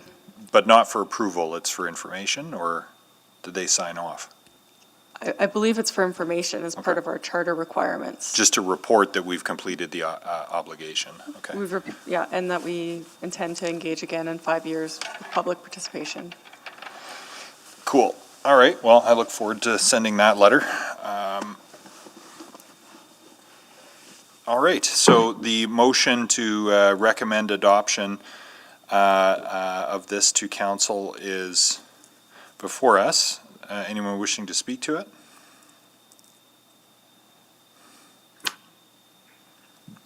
Councillor Walters to close? No, I'll just, this has been a lot of work over the last number of years. Councillor Henderson, I, myself, or yourself, Mr. Mayor, have been among the loudest voices, but council has been supportive of this all along, and so that's great. And just a thank you to Ms. Tamaris and Mr. Bronstrom and Ms. McCabe and everybody who's worked on particularly the engagement side of this. If you look at the contributing organizations list in here, that's a lot of work that's been done by a lot of people to do something that we've recognized is super important to the future of our city, sort of a battening down the hatches, so to speak. So thanks to everybody who's contributed. And thank you, Mr. Mayor. Please vote.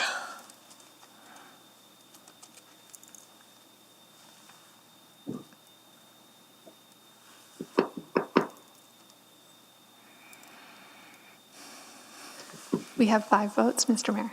Display the vote, please. Carried. All right. Highlight of Kate's day is that it worked. Somebody must have rebooted something over lunch.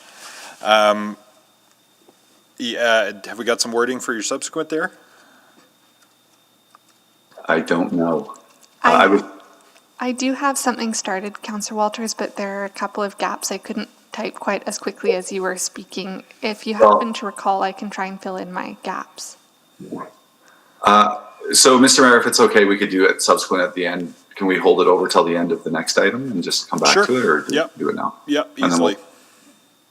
Okay. Why don't we talk infrastructure for a bit, and then we can go back to the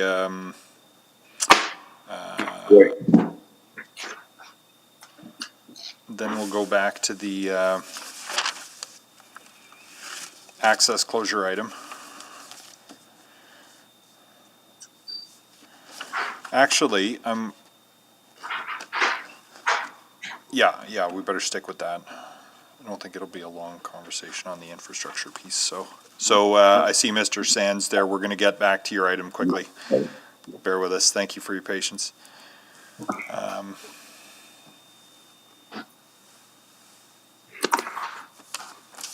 Okay, so the infrastructure state and condition is an information report. I have no notes here about a presentation. Are there any introductory comments? There are. I have with me, joining me on the call, Pascal Lavasseur.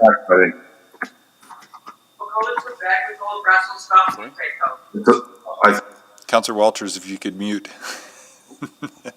Okay, all right, carrying on. Yeah, I've got 3 guests with me today. I've got Pascal Lavasseur, our branch manager for infrastructure planning and design, and then Bradley Lehman and Marie Johnson, both with our lifecycle management group. So I'll turn it over to Pascal to provide some opening remarks. Good afternoon, committee. So we are pleased to bring the infrastructure report for consideration today. So infrastructure assets are critical to enabling the delivery of services to citizens. In order to effectively manage these assets, we need to regularly take stock of our assets and use this information to make informed decisions. The report presented inputs from all the city departments that are responsible for assets as defined in our infrastructure asset management policy. The information in these reports is input into the risk-based infrastructure management system, or RIMS, which itself incorporates risk and asset lifecycle criteria to identify investment strategies for the renewal of our city's assets. With an increased focus in recent years on reducing the number of assets in poor and very poor condition, the percentage of assets in those conditions has continued on a decreasing trend from a high of 15.7% in 2010 to a low of 8.6% this year. However, a great number of assets are now in fair condition as the average age of our assets increases. This represents a potential to increase the number of assets that reach the poor condition rating in future years without appropriate capital intervention. This will be considered as part of the planning for future capital investment strategies. Thank you, and we are pleased to answer any questions you may have. Thank you.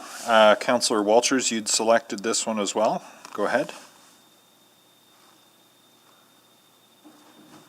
Thank you. I just, so Mr. Malista or Ms. Ladis-Sewer, the question I had earlier about the climate resilience lens that was used in developing this report and action plan, if you could just walk me through that, please. I'll invite Mr. Lehman to answer that question. Thank you. Councillor Walters, yeah, I'd say certainly I definitely agree with that we definitely have some integration here for sure. I think this inventory report is really sort of a report on condition. So the assessment program that we do, where we get into I think some good integration with the climate goals really is in as we plan as we prioritize and plan for the projects. For some examples of that in terms of how it leads in, we have in terms of the assessment, I guess, but also the results of it. We do risk analysis. So for years at the RIMS, one of the risk factors we looked at was an environmental. If an asset failed, what is the environmental consequences? Also, for our asset management plans, we are piloting a program to integrate a PIVC analysis into the asset management plan. So, which helps us take several steps into the risk of like knowing, like, you know, in terms of adaptability, getting sorry, throat thing here. Excuse me, sorry. Understanding in terms of resilience, if the climate were to, you know, high winds, hail, things like that, what generally can we see from the inventory itself in the asset class as we go through the asset management plan? Well, I guess as we understand the sort of vulnerabilities that we'll deal with, which the previous report starts to itemize, and the work in that coming out of that action plan will begin to itemize, I guess, how effectively and how quickly can we begin to anticipate those costs. So we talk about life cycle costing in the capital piece as we're renewing some of these assets. So maybe just like, what do we know about that at this point, and how much are we able to do that at this point without too much of a wild guess?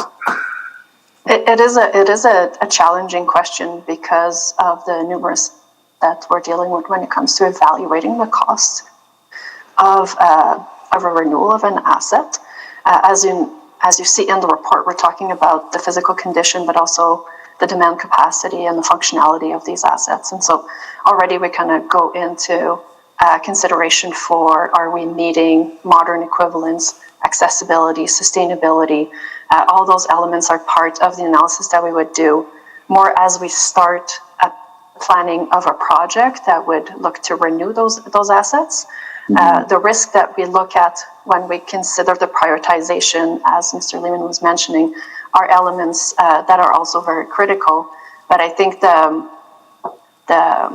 question related to the capital cost is really once we have identified an asset for renewal, and then we look at all of the lens that we must apply to ensure that once we start that renewal, we are taking into consideration all the expectations and requirements to bring that asset to the level of not only condition, but demand, function, and capacity that is required. Well, one obvious example is, just asphalt and concrete, in the, face of extremely variable temperatures in the winter. So that's something we live with today. And then there's other examples, whether it be, our River Valley and open space assets when it deals with stormwater runoff or extreme weather and flooding and winds, drought. How do we, design and pay for those differently? And again, I know these are questions we don't have the answers to, and I just want some comfort that our systems are really beginning to integrate that stuff, and we're really leaning into some of those questions, even though the answers aren't apparent today.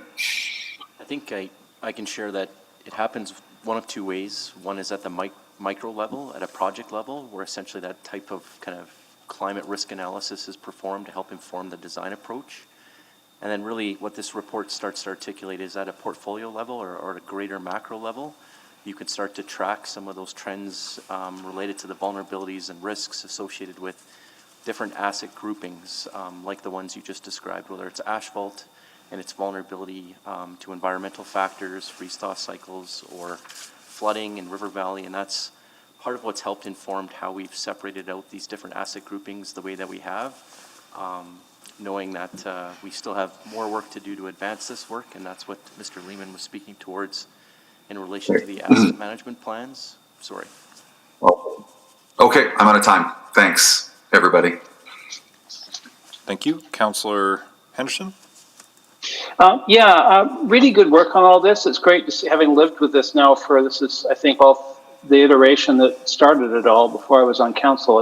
It's great to see where this goes. The one thing I'm really interested in, though, and was a bit surprised that it was not possible to pull out of this, is where our natural infrastructure sits in the hierarchy, because I'm not really seeing it referenced anywhere.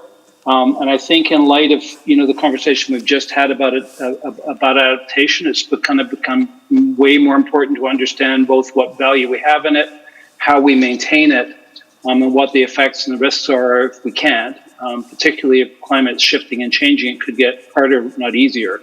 So in that hierarchy, it's it's just not jumping out at me, and I'm wondering. I know we have some idea, particularly in terms of tree canopy, but I think arguably it would also go to our wetlands and there are probably others that I'm not even thinking of.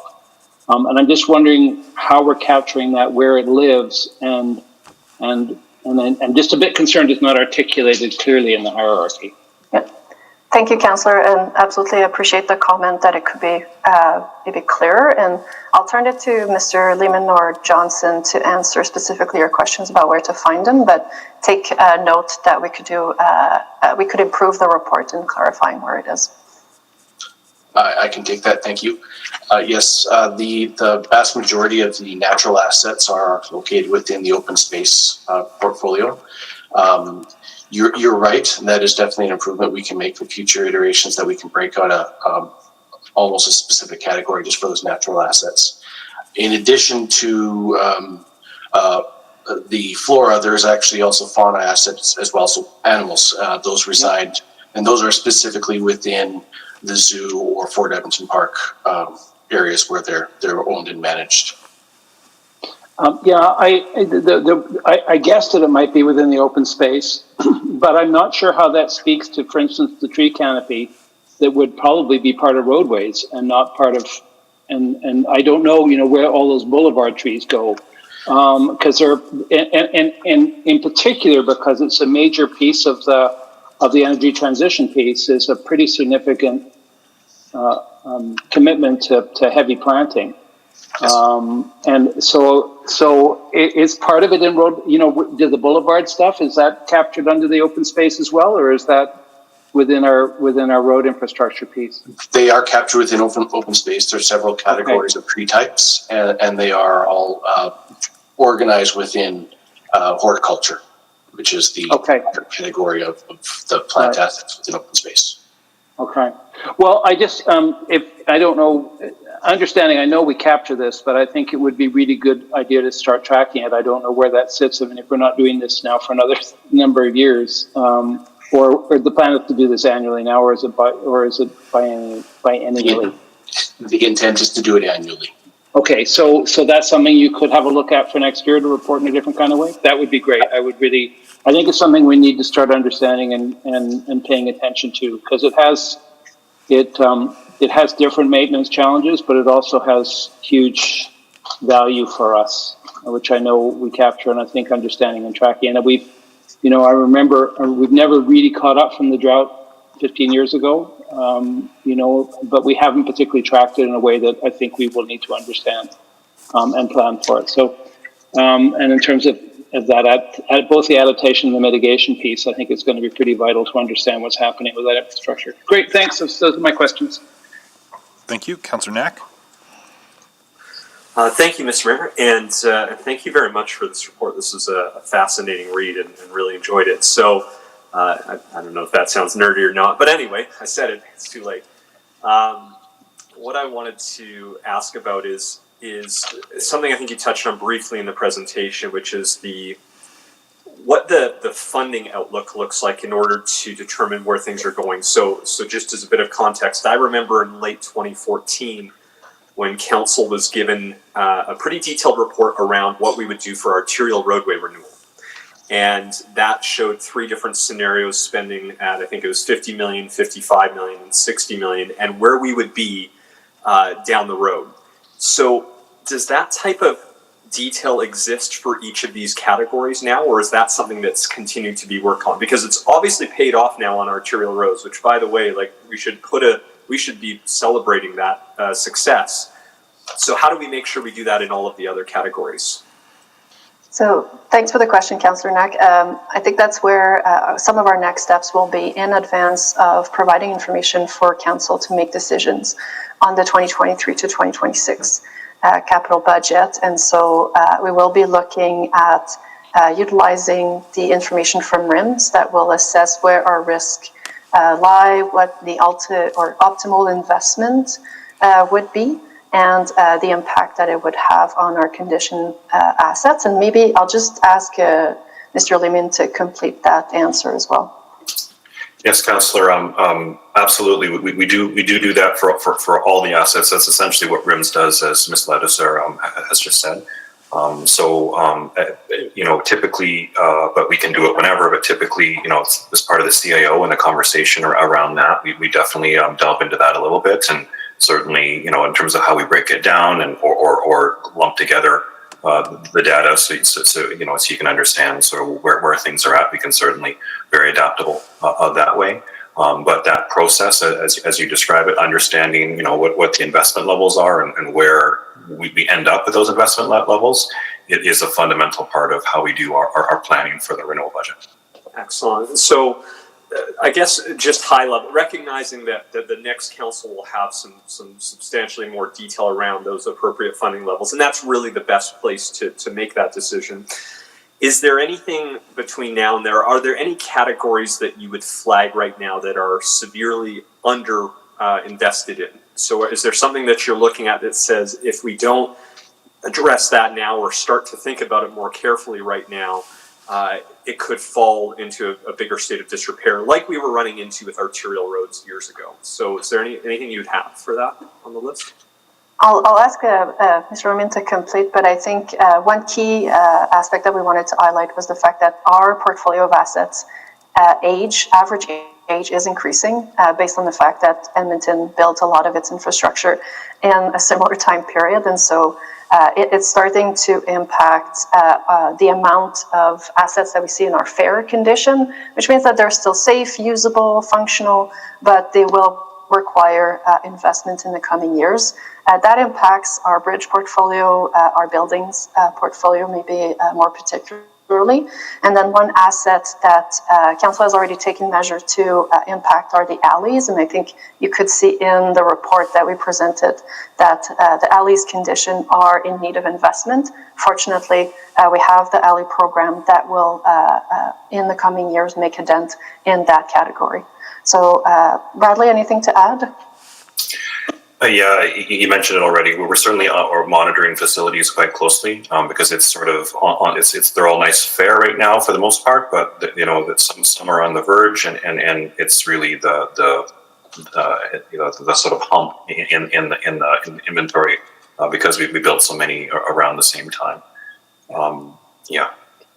So, and I think you touched on this in the report, but just so I make sure I've understood it, you noted that although we have a bit more in this fair category, fair is perfectly acceptable as long as you have a plan for it. So, and in fact, some of the work that you've done simply moved it from, maybe it was, a lower category of fair, getting close to the border of poor, and you've bumped it up to sort of a better condition fair, but it's still in the fair category. But this is all part of that. We shouldn't be concerned that there's more in fair.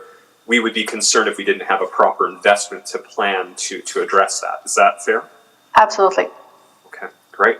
I think those are all my questions, Mr. Mayor. Thank you. Thank you. I just had one question about categorization. In the appendix,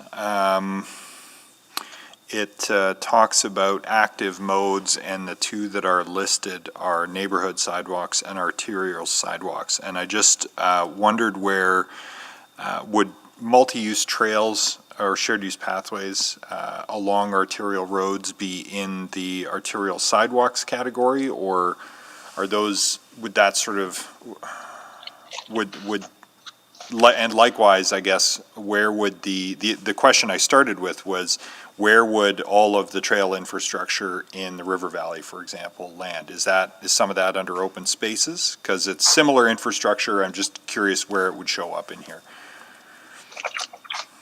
So absolutely some will show up in open spaces, but I'll turn it over to Mr. Johnson to explain a little bit the logic here. Thank you. Yes, the vast majority of the active modes infrastructure, which is trails, is actually located within the open spaces. We did break it down into, we do have a breakdown of River Valley versus tableland trails as well, just for an understanding of the differences of them. But the vast majority of those are located within open spaces outside of road right of way, so they're located within the open space category. So is that within the parks access and circulation category? Correct. Then? Okay. Yes. And this actually goes back to a discussion we had a number of years ago when we had some topics and some reports specifically about River Valley trails, and recognizing that they have in amongst themselves unique characteristics in terms of level of service and expectation and operation, as separated out from the rest of the multi-use trail. So what looks like a similar trail in terms of asphalt surface and width, functionally they provide a different purpose or an objective. So the thought was to extract them and have them as a separate group.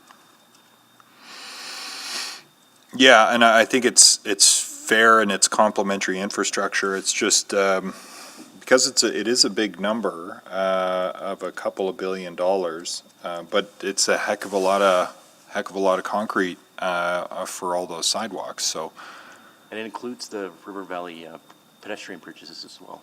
That's included as part of that. That's what drives that number of value up considerably too. Mr. Johnson might be able to confirm that, but I'm pretty confident that it also includes the bridges as part of that too. In terms of the concrete, the sidewalks, it doesn't include the bridges. However, within the park circulation, there are small pedestrian type bridges that would be included within there.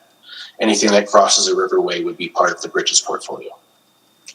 Okay, so the little ones across the creeks, the trestles, that sort of thing might be under the parks access and circulation, but the main pedestrian bridges would show up under the bridges portfolio? More the smaller ones that cross the dry beds and whatnot would be part of the circulation. If it crosses a water body, it should be part of the bridges. Okay, yeah, there are pedestrian bridges broken out on Appendix A. Correct. 248 million replacement cost on them. So that's, yeah, it's just good to break this out a little bit. And because I know discussion of active modes is triggering for some folks, I just wanted to make crystal clear that before it gets memeified, that $2 billion is sidewalks for everybody, primarily. So, so this is helpful clarification. I don't have any further questions. Are there any other questions on the second round for folks? Someone want to move receipt of information? So moved. Thank you, Councillor Walters. Anyone wishing to speak to it? Councillor Knack?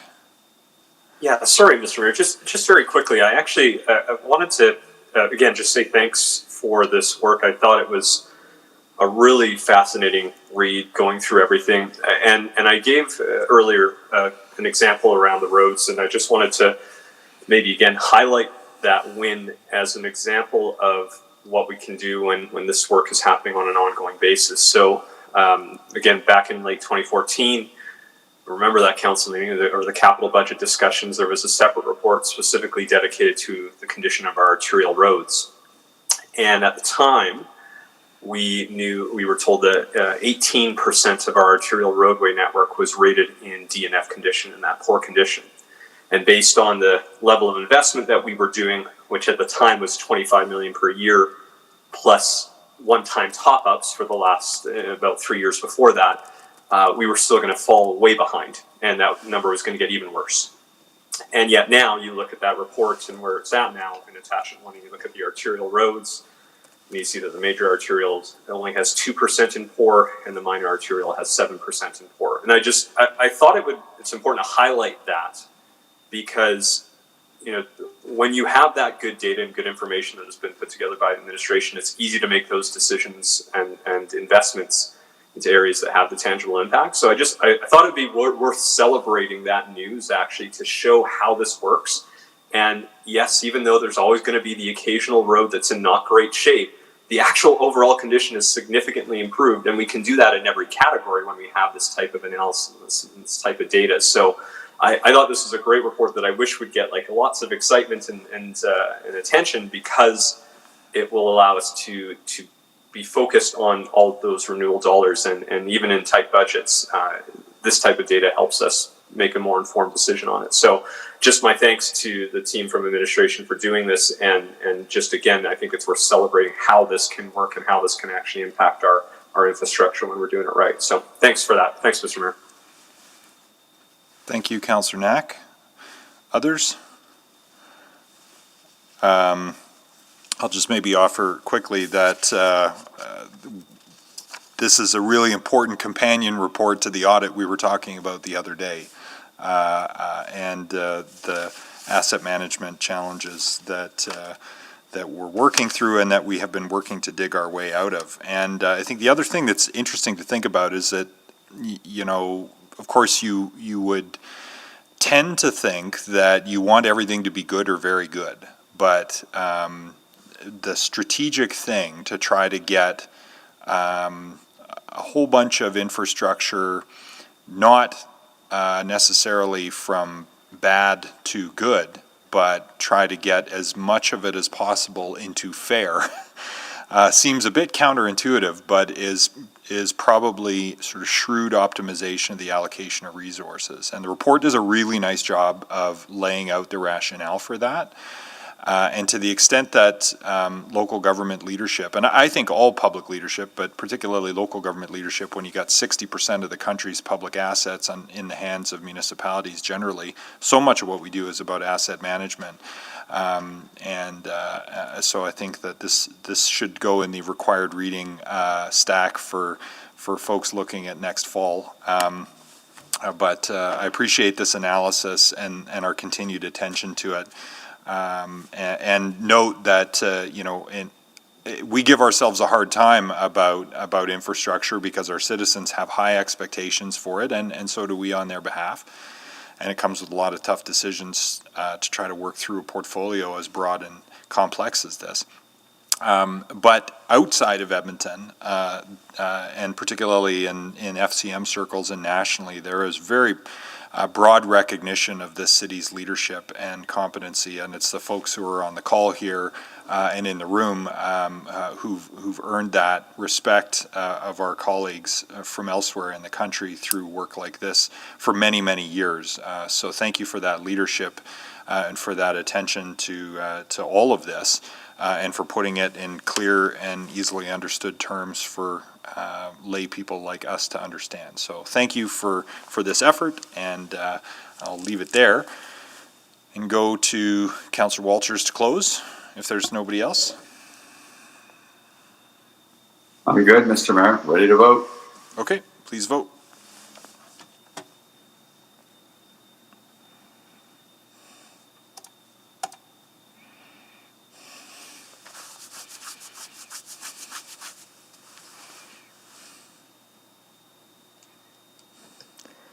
We're missing Councillors McKean, Cartmel, and Hamilton. That last one was just lucky, I guess. It won't let me submit my yes vote, but I'm a yes vote. Yeah, it's glitching for me, but I'm a yes. Great, thank you. And Councillor Cartmel? Yes for me, please. Thank you. We have 5 votes, Mr. Mayor. I voted once on each just to make sure, so that maybe broke it. I don't know. Display the vote, and the $30 billion community inheritance that was given to us by the city builders before us is safely received for information. That's carried, which is all to say that's carried. Okay. Now I think the only thing we have remaining now is back to 613. Is that correct? Can we deal with that subsequent, Mr. Mayor? It's ready. Right, okay, yeah, we'll deal with that real quick. Thank you. I will move that administration provide an update to committee on the Corporate Climate Leaders Program and any progress made on Goal 3 of the Climate Resilient Edmonton Adaptation and Action Plan as part of the 1.5 report to be presented on March 22nd, 2021.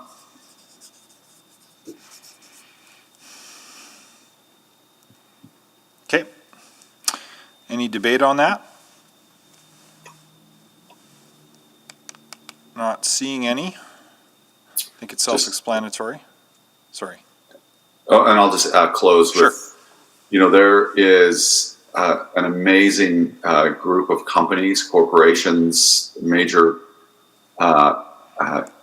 institutions that are part of this work that are doing both, doing really interesting mitigation and adaptation work that I do think needs to be lifted up and talked about at committee and in the public. So related to your questions earlier, Mr. Mayor, I think this is a really great opportunity to do that as part of that broader report in March. So there you go. Cool. Please vote.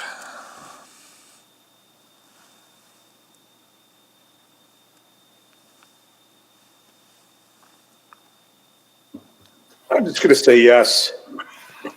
Me too. Yes. Me 3. Thank you. We have 5 votes.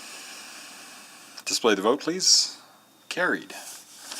Okay, so we're back to questions of admin on 613, the closure of vehicular access. There are probably some public questions, and there might be some private questions requiring legal advice, as often is the case with these. So we'll see how far we can get in public. Starting with Councillor McKean. Thank you, Mr. Mayor. I don't know if it'd be you, Jason, or Bruce, but there was suggestions from both our speakers this morning that there might be value in engaging with them a bit further, and I just wondered about your openness to that. I think absolutely, up until the point that we need this as part of the project. We're always open for discussion and thoughts, as we have been up until this point already. We are reaching a point in the project, though, where a decision needs to be made. And I think that's the challenge with this, and that's why it's been left to this point, is that we do need a decision at some point to be able to advance this work in preparation for work starting next year. So we've delayed it up until this point. It doesn't necessarily mean that we can't continue to work and have dialogue and discussion around different options, and if there are any, we've certainly tried to explore what those look like up until this point, but if there's an interest in council for directing administration to go back to do that further, certainly open to it. Mr. Sand's submission was that there may have been an error in the actual amount of space that we could work with there, 6.2 meters versus 4 roughly. So that was kind of interesting to me. And there, I don't know if that would open up any opportunities. I don't want to give false hope to either gentleman either. I know that we're investing much more than $1 billion in a project for coming decades, and we have to make some hard decisions. So I don't want to give anybody false hope, but I just thought if there was an opportunity to meet with them one more time, have a look at it, come back within, say, 2 weeks or a month, and we could reevaluate. I don't want to waste anybody's time, though, so that's why I'm asking that, Mr. Malista. Or if you think that that you have really done your evaluation on this, and there's that you're already giving us your best advice. I think in this case, recognizing the current constraints that exist within this property, our team has worked very hard to be able to kind of explore what potential alternatives might be. And this specifically speaking to the Fountain Tower site, the correspondence with this property owner, recognizing those aren't the same people, but it goes back 26 years. And I think that's the challenge up until this point is we've probably been able to get by on the fact that we've been dealing with lower volumes, lower pedestrians, and incrementally over time as the city's evolved to include bike lanes, now an LRT line. We're kind of reaching a point where we have to do something, and we feel that closure is necessary. We think it's really what we could explore is the mitigation outside of that in terms of what that means from a compensatory perspective, or whether or not alternative parking somewhere else could be provided or something else. But I think the root or the crux of this is really council's comfort level around permitting vehicles to encroach over the sidewalk and back out into traffic. And certainly I think from our perspective, that's not one that we're willing to accept at this point, recognizing the change in use that comes with the construction of a new LRT line along 102nd Avenue. Yeah, so the encroachment onto the bike lane by people parking at Fountain Tire has already been occurring. We've sort of allowed for that. What does the LRT do that makes that more risky? Significantly increases the number of pedestrians, and between the parking spots and the bike lane is actually a sidewalk. I think that's right. What's missing from a large part of the references here is there is also a sidewalk along the edge of that corridor. Got a really great picture. There's a rendering within the West LRT Valley Line technical booklet. If you wanted to take a look, there's a 3D rendering of it that clearly articulates from a kind of an isometric perspective of kind of the constraints in terms of how everything fits within that right of way at that exact point. Okay. My questions, any further questions would probably have to be in camera, Mr. Mayor. Noted. Any other public questions? No? Okay, then. Yes, I'm uncomfortable. I'm sorry, statement. I'm sorry, Mr. Sands. The opportunity to hear from yourself and the other gentleman, Mr. Moffat, has already passed. So we're now into council asking questions of city staff. So so I'll just get you to pause there. And I think what's going to happen next is we're going to go in private to get some legal perspective on some of these things. We just need to get a little bit of advice. So what I'm going to just check in with the clerks is, do you want to set up a separate hangout for that? Or Sure, that would probably be easiest. Okay. If you can So give what me a I'm moment. going to suggest is that we take a few minutes recess here. We'll take the motion to go in private, and then we'll take a couple minutes recess for the clerks to just set up a secure room for us to get that advice. And Mr. Sands, you can stay right here, and we'll come back out in public before making any further decisions. So. But I'll take that motion now to go in private, subject to, I'm guessing, Section 24, advice from officials, and 27, privileged information. So moved. Thank you, Councillor McKean. I'll just seek unanimous consent. Any objections to going in private? Not hearing any. Okay, stand by for a link, perhaps through the chat, to a separate hangout, and we'll just go there to get the next phase of the conversation. So stand by, please.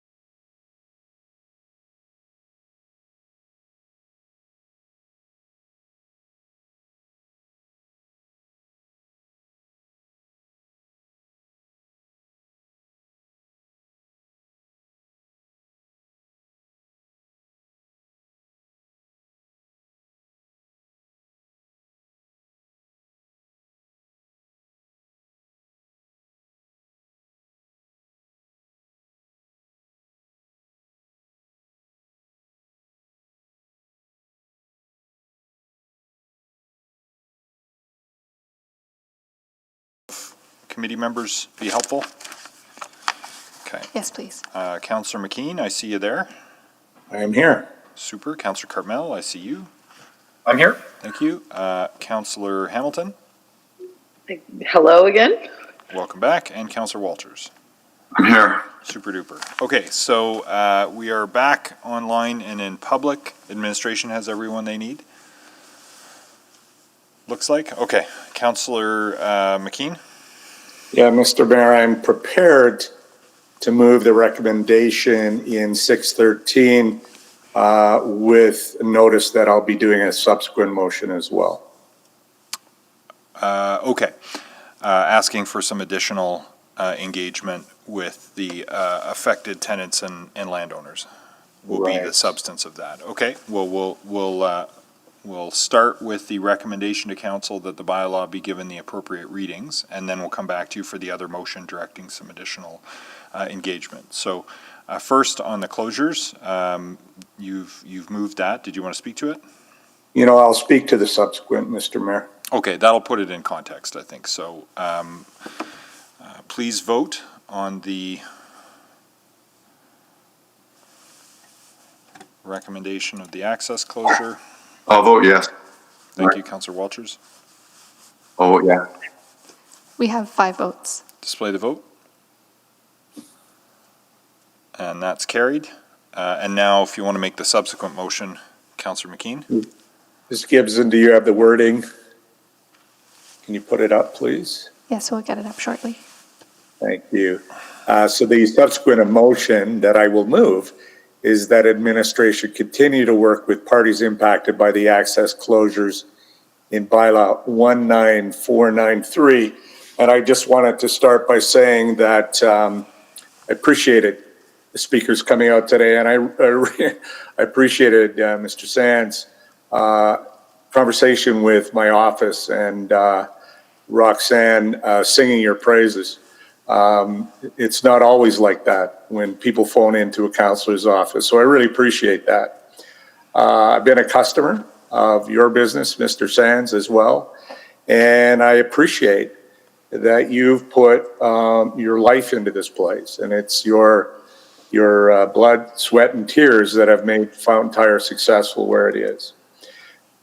In reviewing the design of the LRT project, which when I was elected in 2013, which was approved in 2010, although the fine details started to be rolled out after those dates. This has caused a lot of concern and a lot of, I would say, pain for Edmontonians. And were it that we could only start a city by putting the LRT in first and then arrange the buildings around it.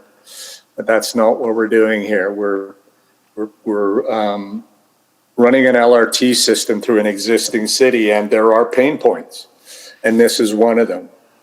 So I do believe in looking at this that we must do the closures that that were presented to these two speakers today, and they have issues with, and I understand that. But to create a safe corridor through there for pedestrians, cyclists, cars, that those closures, I believe, and our best subject matter experts suggest we need. So I buy that. This motion, out of consideration for our speakers today, asks that administration continue to work with you to look for perhaps some other options. And I'm suggesting a couple of people that I might bring into this discussion as well. So Mr. Sands, know that my office is willing to try to help you out too. There might be some options or people that we could bring to this to allow you to continue to operate where you do. And but that's the best I can do today, because this project is years and years and years in the making now. And it's really important for the future of this city. And we're going to have to try to reduce the pain wherever we can but continue on with the LRT project. So I'm hoping my other committee members will support this motion, which asks administration to do a bit more work with these property owners to try to see if we can find some ways to mitigate the impacts of these access closures. Thank you. Thank you. Please vote on the subsequent motion directing some further engagement with the parties impacted. Yes, Mr. Mayor. Michael. Thank you.